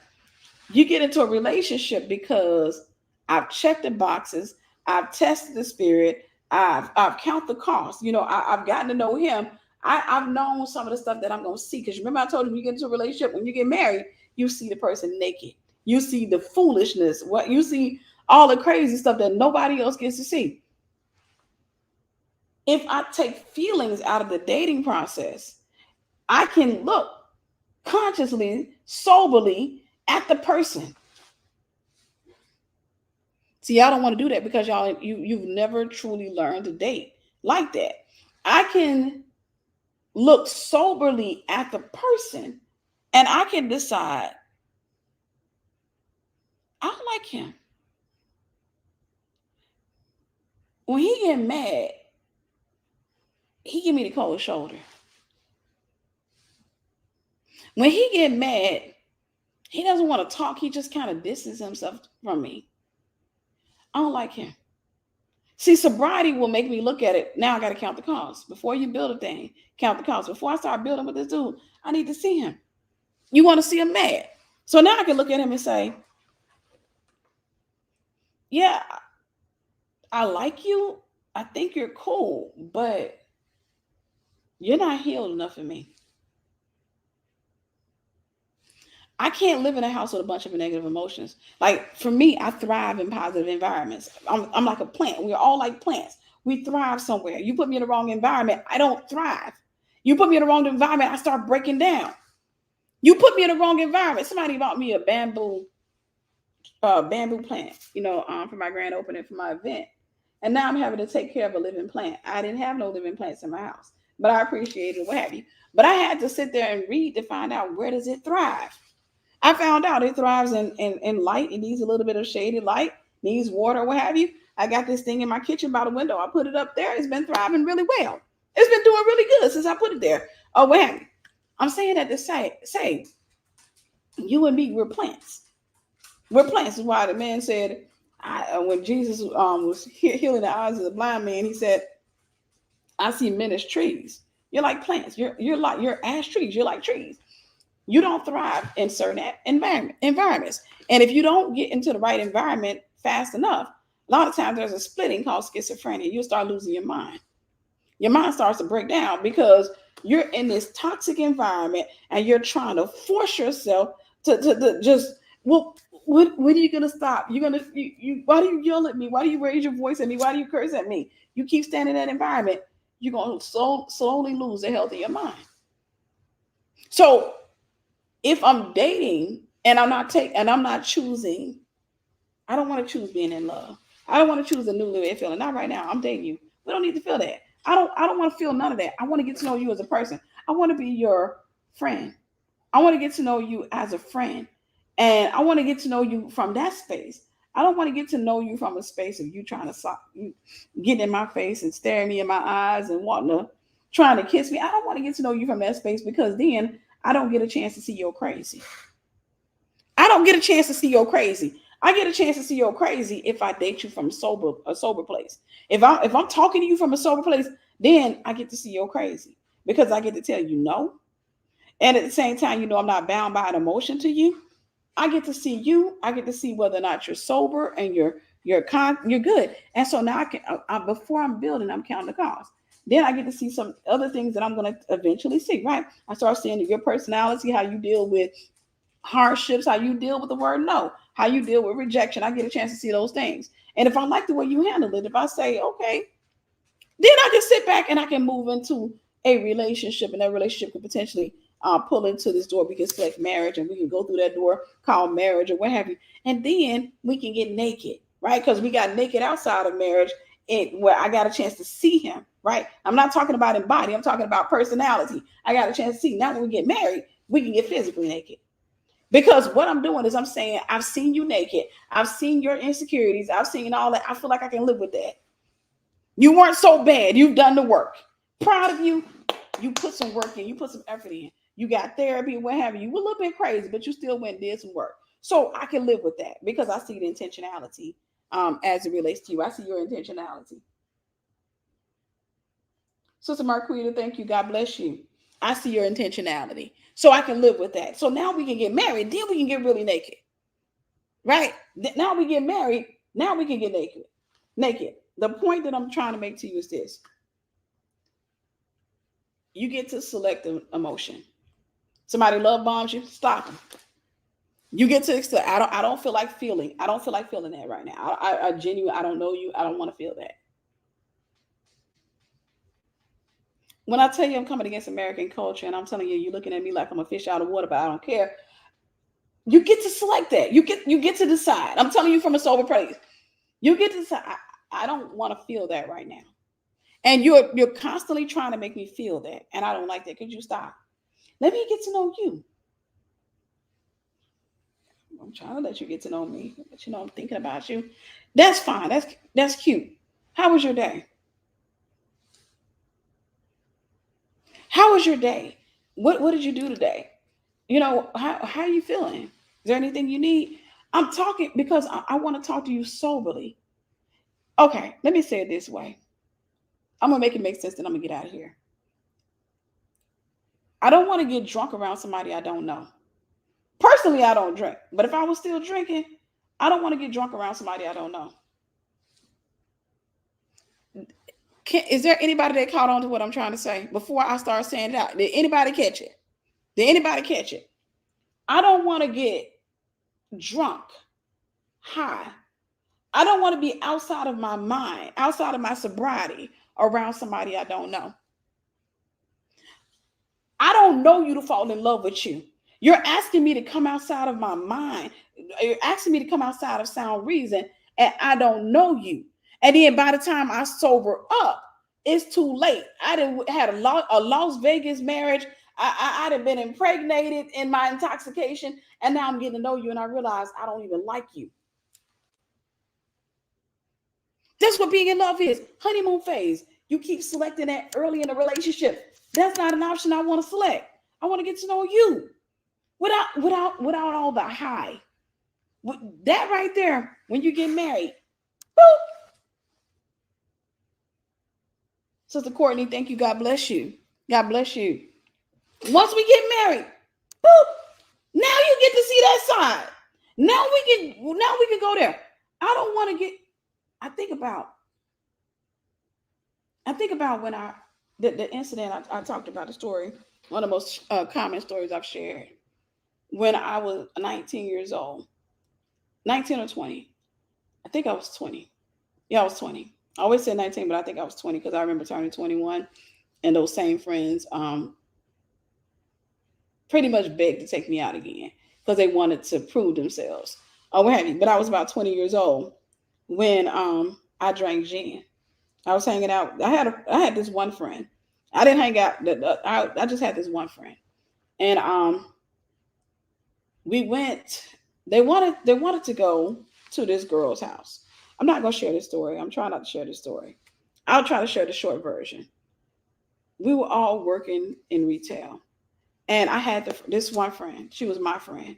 I had hung out with her and some of her other friends before. I hung out with her. I used to hang out with her all the time. Me and her used to go to the club together. We used to kick it together all the time. And then she had other friends that she would hang out with occasionally or what have you. I had been out with them before as well. All of them were like 24, 25. They were already 27. I was not of age. I was 20. Um, I hung out with them. Then she had this one new friend. And that one new friend did not like me. And I couldn't figure out for the life of me why that girl didn't like me. Couldn't figure out for the life of me, what did I do wrong that would make her, despise me the way that she did. But we'll call that friend Beatrice. We'll call her Beatrice. Beatrice didn't like nothing about me. And she just didn't even try to, I mean, she see me, she just didn't like me. And I would ask my friend, like, what is her problem? She said, oh, girl, she just jealous. You know, that Beatrice like this, that. I'm like, okay, cool. I end up, her other friend group, they come up to me, and they were cool with Beatrice. They come up, it was a Friday, and they said, hey, are you coming out with us tonight? And I was like, where y'all going? They said, we going over to Beatrice's house, and then we going out to the club. And I was like, man, I'm not going. They was like, no, you gotta come. And I was like, man, I'm not going. They said, why? I said, well, Beatrice doesn't like me. And and they were like, oh, girl, she's just jealous, all that. I'm like, I feel you, but this is her house. So I don't necessarily want to go to somebody's house that is not a fan of mine. But right, I do have stories. I don't want to go to her house. Well, they convinced me. And my friend will call her, I almost said her real name. We'll call her Nancy. Nancy comes around, and I could tell Nancy really doesn't want me to go, but she agrees. Yeah, you come. I think she just didn't want me to feel like she didn't want me to go. Nancy comes around. Nancy's pregnant at this time. Oh, what have you? Nancy's pregnant, but Nancy, mind you, didn't know how to drive. She didn't know how to drive. Even though she was older than me, she didn't know how to drive. So we agree. We go over to Beatrice's house. So the plan was we were all supposed to load up in one or two car. We're gonna drink there because the alcohol at the clubs is high. We were gonna drink there, and then we were gonna go straight to the club. So I'm there, the youngest one up in there. I don't. My thought was Beatrice doesn't like me because I'm young. I'm trying to reason. I'm trying to make sense of why she doesn't like me, right? So I tell myself it's because I'm young, because I'm younger, or what have you. And I felt like I needed to prove myself, which was dumb.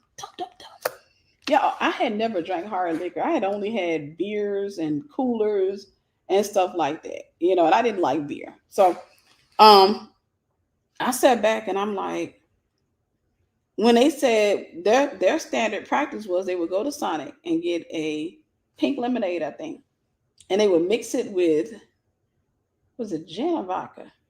I think it was gin. They would mix it with gin or what have you. I'm like, okay, cool. So we go to Sonic, we come back, we got these big, large cups of pink lemonade. They're mixing that stuff. I go up, I'm mocking what I see them do. I mix mine. I go sit my little tail there. Now, mind you, let me tell you how much I weighed at the time. I probably weighed 95 to 100 pounds. I was skinny. I was skin and bone. I was skinny. I probably weighed 95 to 100 pounds. So I sit my tail there and I'm drinking. And I'm trying to prove that, hey, I can handle my alcohol. Because these girls are professionals. They didn't drink, what have you. I'm over there trying to drink. And I started feeling it. I remember the first drink I took, that thing burned. I ain't never feel nothing to burn that go in like that. I was like, what the world is this? That should have been a red flag, but no. I got to drink. I've got to. Then I found my way. I go back over there. I didn't drink everything in my cup. And I get some more gin. I didn't get over, and I decided I'm going to drink it straight. Yeah, I don't remember that night. It ain't no joke. Trust me, I found out the hard way. It ain't no joke. And I ended up, and y'all know the story. I ended up that night. We go out to the club. Everybody's dancing. I don't remember. I know. I know that they said I was dancing. got up on the table a couple of times, and they would hear me and say, "Woo, take it off!" And I'm up on the table, and they would have to come pull me off the table. What have you? Eventually, they get frustrated with the whole event or what have you, and they said, "We got to get rid of this girl. We got to get rid of this girl. You know, she's messing everything up." And, you know, I'm sure the underage thing came in there as well. They decided they were gonna get rid of me. Fell out of the bushes. Listen, but trust me, I was. But they decide, let me take her back. So they all get in the car because they wanted to go to the second club, I think. They take me back to Beatrice's house. And they're all arguing about what to do with me because I'm just out of it. I've been on the dance floor. I'm out there dancing or what have you. They trying to decide what to do with me. And somehow they decide, they ask Beatrice, can she stay in your house, you know, until we get back? Beatrice says no, because, you know, like I said, Beatrice didn't like me, one. And two, she said her man was going to come home high. And he was going to find me drunk on the couch. There's no telling what he was going to do. I understand that logic. I do. I understand that or what have you. However, giving me the keys to my car was not the solution. So they ended up giving me the keys to my car and just kind of hoping that I'd make it home. Even though I was out of my mind drunk. I was completely intoxicated drunk. By the grace of the Most High God, who I love dearly, oh my goodness, by the grace of God, I survived that night, because that night I had a blowout on the highway. No telling how fast I was going. I ended up in a car with some strangers, and I came in contact with a man who's now in jail for rape. True story. Had a blowout, end up pulling into a gas station, and the guy that's now in jail for rape was somebody I went to school with, happened to see me. And according to him, I looked at him, and you know, he saw me. Everybody saw my car blow out. They saw the tire blow out or what have you. He said I was fishtailing or what have you. I pull up in there. He said my car's smoking. They look, and he said I got my door open. He looked, and he said, "Tiffany, that you?" He said, I looked at him. He said my eyes were bloodshot red, and I pulled off. Then I have a faint memory of me being on the side of the highway, a faint memory of me being in a car with a Caucasian family and them asking me where I lived. And I said, I don't know. I don't know. And the next thing you know, um, they took me to their house, which by the grace of God turned out to be not too far from my house, because we stayed out in city limits. And somehow somebody went back and got my car. What happened? I don't know what happened. But I woke up in that vehicle, and I thought I was in an ex-boyfriend's vehicle. Long story short, the guy that I came in contact, the one I pulled off on, he came by my house and the next day or 2 days later, to ask me what was wrong and why I pulled off on him like that. He ended up taking a girl at gunpoint and sexually assaulting her a couple of years later. Now we always knew, like, he was always trying to flirt, always trying to get at somebody and stuff like that. He was always just really a really sexual person or what have you. It was somebody I just always ignored. But he came by my house to ask me, you know, what had happened or what have you. I'm saying that to say that I survived that event by the grace of the Most High God, because that blowout was intended to kill me. The enemy wanted. You saw my tire, you would understand. Um, the enemy wanted, that didn't kill me. Somebody, the wrong people to pick me up. I don't know who picked me up to this day. I don't know who picked me up to this day. I don't remember faces. I just remember, and it could be a fake memory. It could be a false memory. But I have a memory of a Caucasian family, you know, asking me where I lived, and I just remember saying I don't know. And then by the grace of God, you know, I didn't become a victim to that man. I didn't become a victim to that man. I chose to be offended. I was hurt behind it. I was a lot of things. But then eventually I chose to forgive. So they ended up taking me out again. I didn't fool with them for some months. I was mad at them for a long time. But they ended up taking me out again for my 21st birthday. They ended up taking me out again for my 21st birthday, because now I was legally able to drink. And I remember, right, I remember when they took me out, we went to watch the movie A Time to Kill, I think. I don't know why we went watch that movie. Then we turned around, we went to the club. We drank, got lit, as the young folks say, and then we went to the club. I never got that drunk again.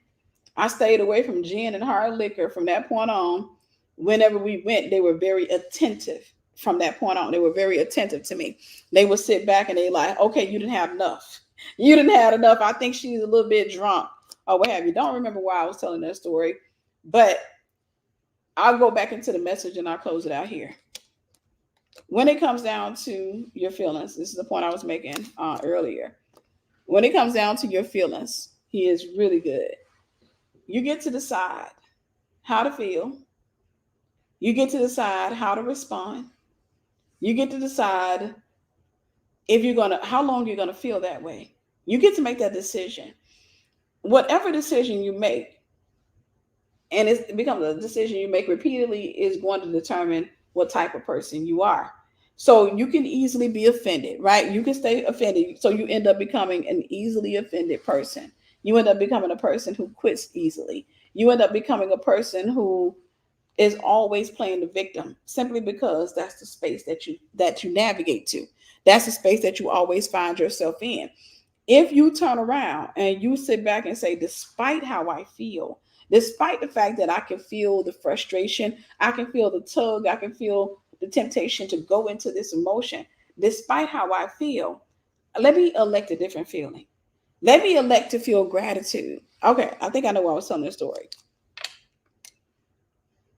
I was bitter. Then that following Monday, I was bitter because I wasn't supposed to be alive. By the grace of God, I survived it. I was bitter. I went back to work and I was so mad at those people, especially the girl that was supposed to be my friend. The rest of them knows were her crew. Her, I was so mad. Even though she didn't know how to drive, she knew my mama's number, my number, my mom's number. I was so mad at all them that I told her, I said, it'd be in your best interest to stay out of my face. I was so mad. It was going around the job. It had got around the job, everything. And it didn't come from me. It was spread. I don't know who talked about it, but it spread around the job like wildfire. And this one lady walks up to me.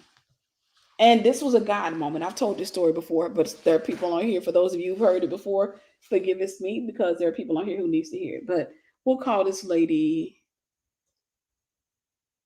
Hannah. We'll call her Hannah. Hannah walks up to me, and Hannah was one of those people. She had a very sweet spirit, like she had a very innocence about her. Hannah walks up to me, and I was going to the shop, taking something to the front, and she says, "Tiffany, I heard what happened. Are you okay?" And I said, "Yeah."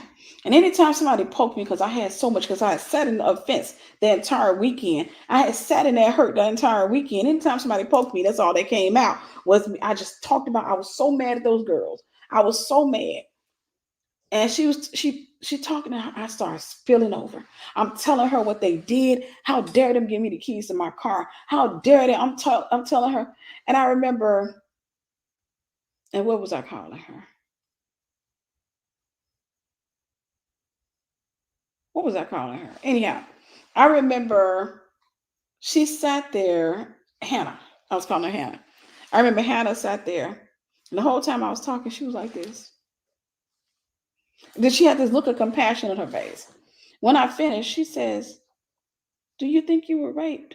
She said, "Are you okay? Were you hurt in any way?" I said, "Yeah, I'm fine." She said, "Were you raped, or do you think you were raped?" I said, "No, I know my body. I don't feel like I've been touched or what have you." Um, she asked me what the condition of my car. I said it was just a blowout. And she just stopped and she went from this and she said, "Well, your friends weren't looking out for you, but God was." Thank you, ladies. Thank you. Your friends weren't looking out for you, but God was. And when she said that, I wasn't saved at the time, but I believed in God. When she said that, I broke. Right there. And this young little tough girl that didn't cry easily, I broke. Right then and there, I broke right there on the spot. I just began to weep.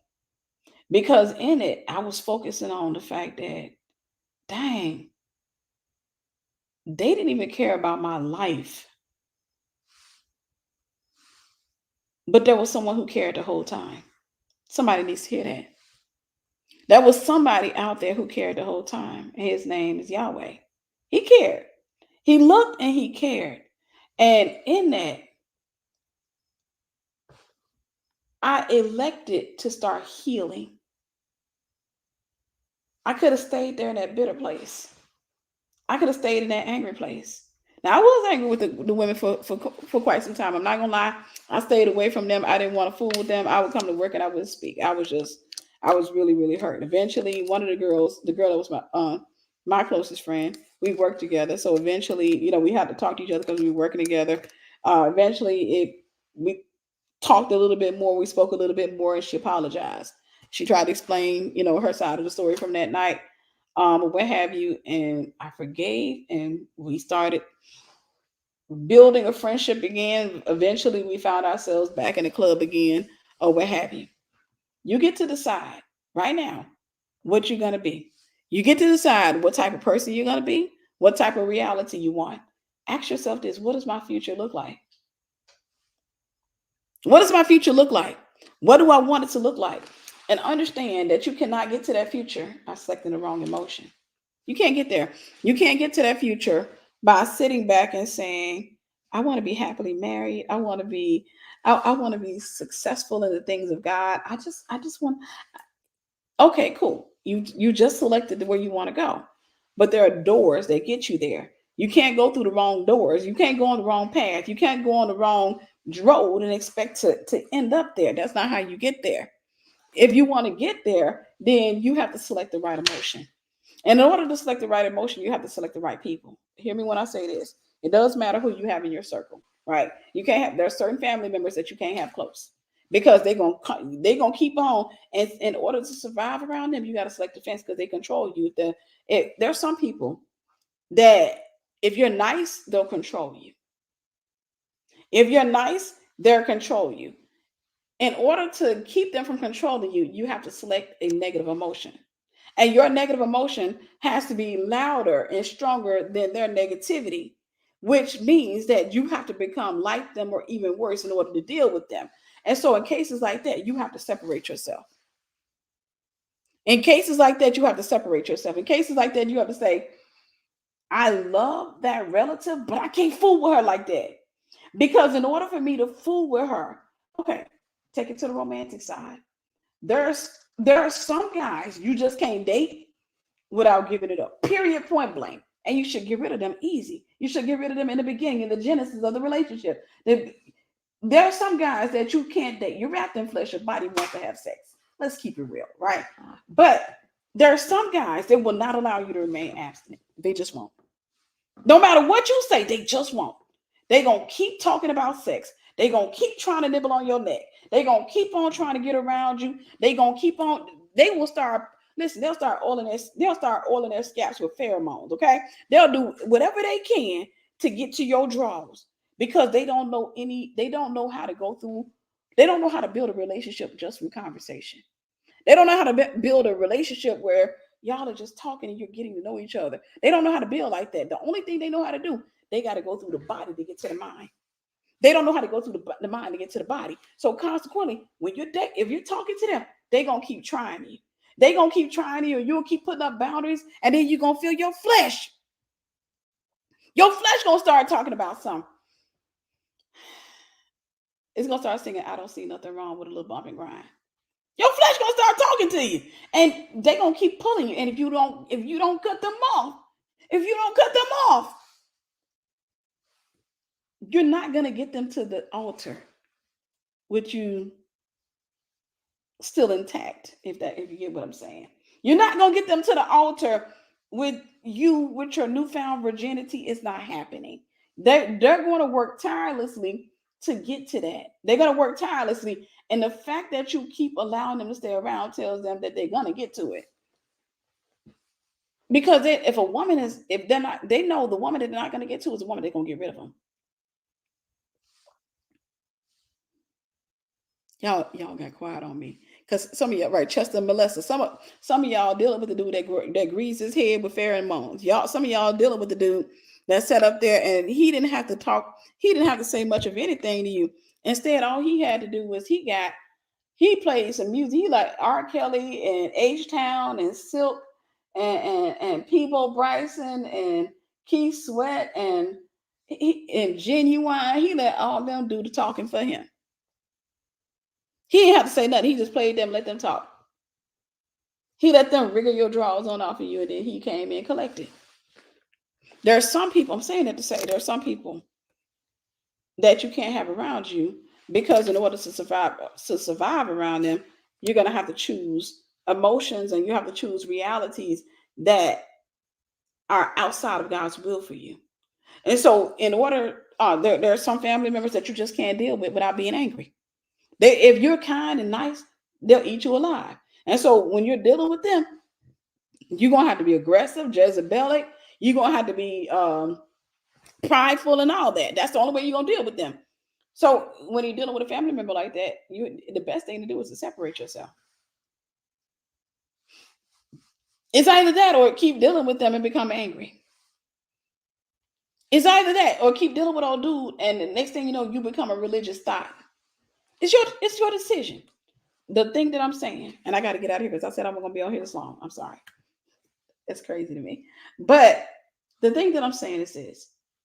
You have the power of choice. God gave you this mechanism called will, but you spend so much time focusing on your emotions and allowing your emotions to control your will, and that's destroying your life. Most people destroy their lives because of their emotions, because they idolize how they feel, and they keep trying to tell everybody how I feel, how I feel, how I feel. And I'm here to tell you that God doesn't care about your feelings. God cares about your destiny, your assignment, your purpose. That's what God cares about.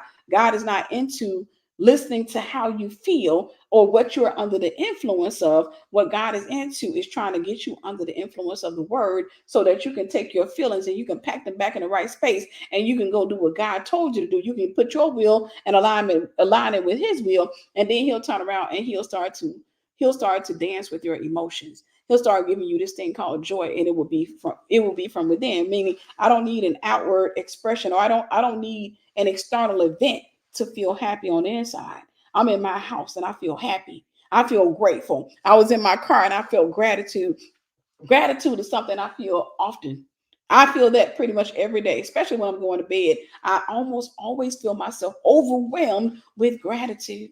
And that's because that's something that I repeatedly select. On the menu of life. I don't select frustration.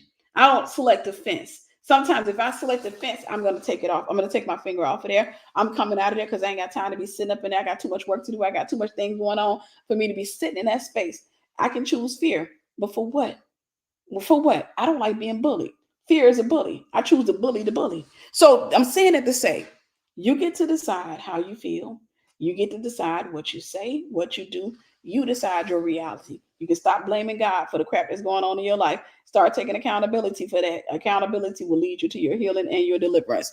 But I'm going to let y'all go. I pray that you guys were blessed by this. Listen, if you're in Atlanta, Georgia area, I need you here on September 2nd.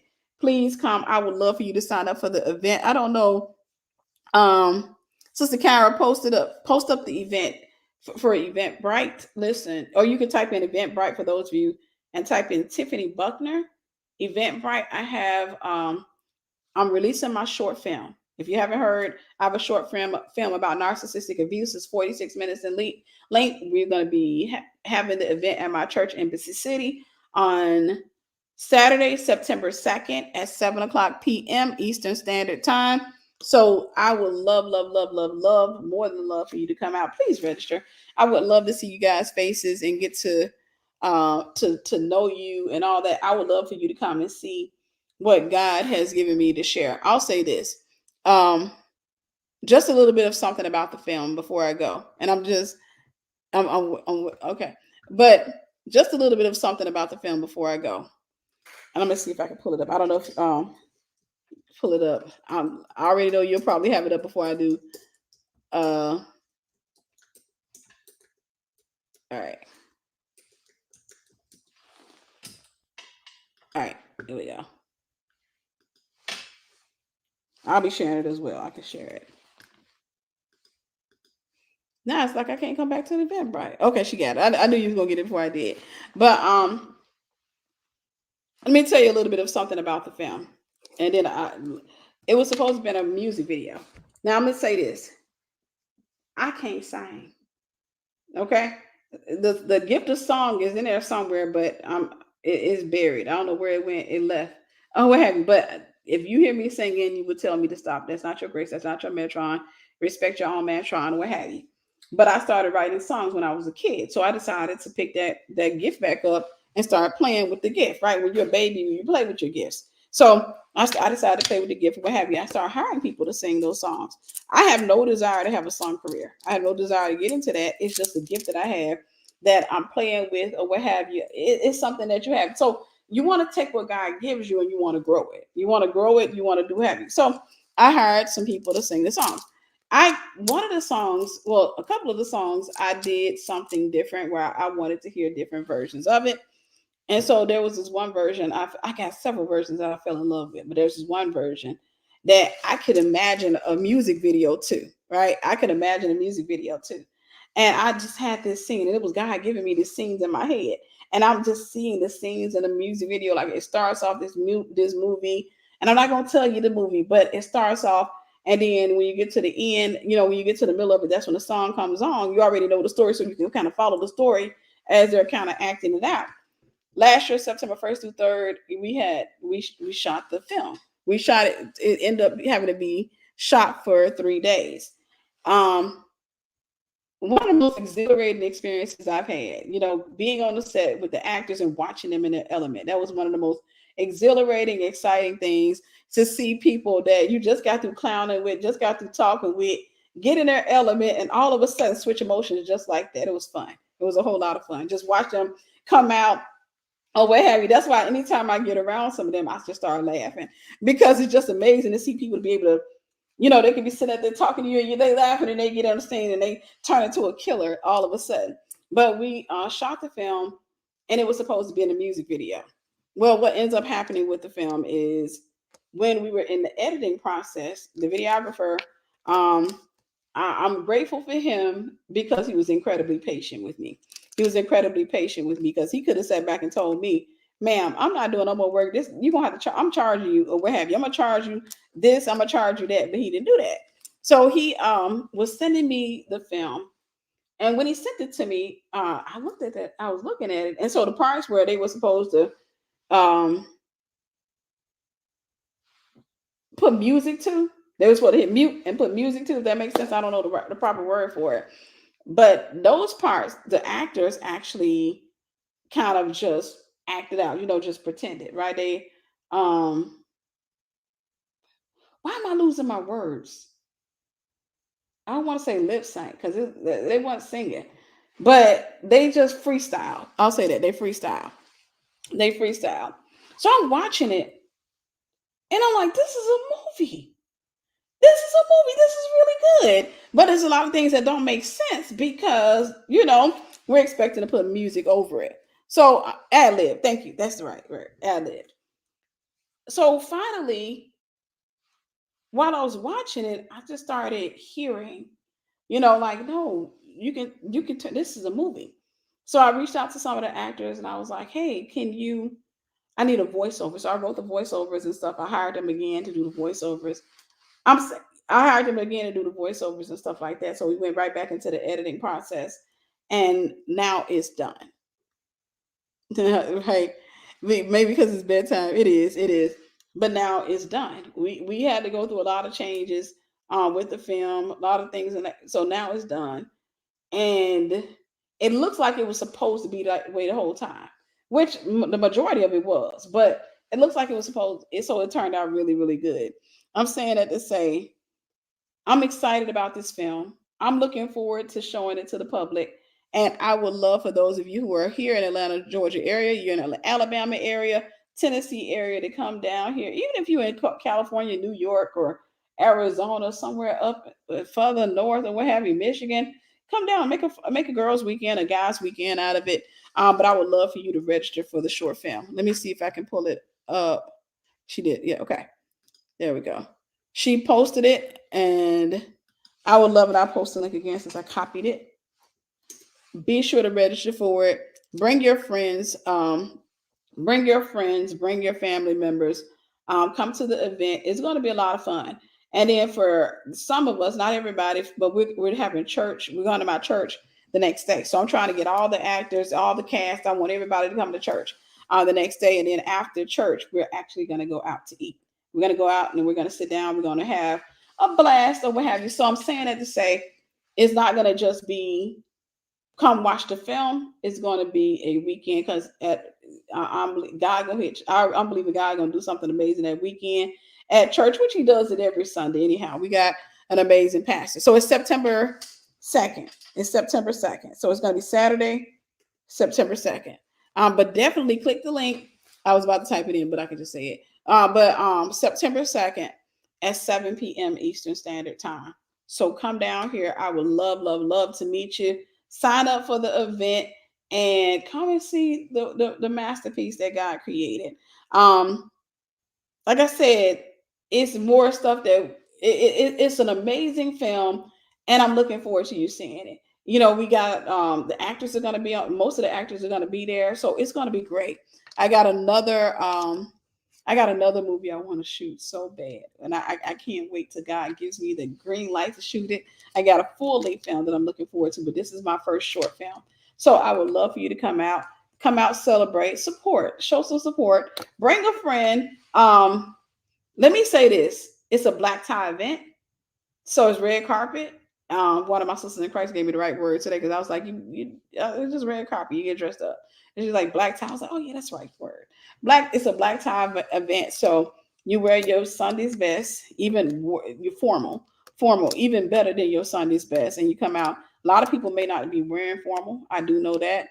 Not everybody's getting the memo, so there are going to be people who show up in jeans and stuff like that. But it is a black tie event. I would love to see you guys there. I love, love, love you. I pray that you were blessed by this.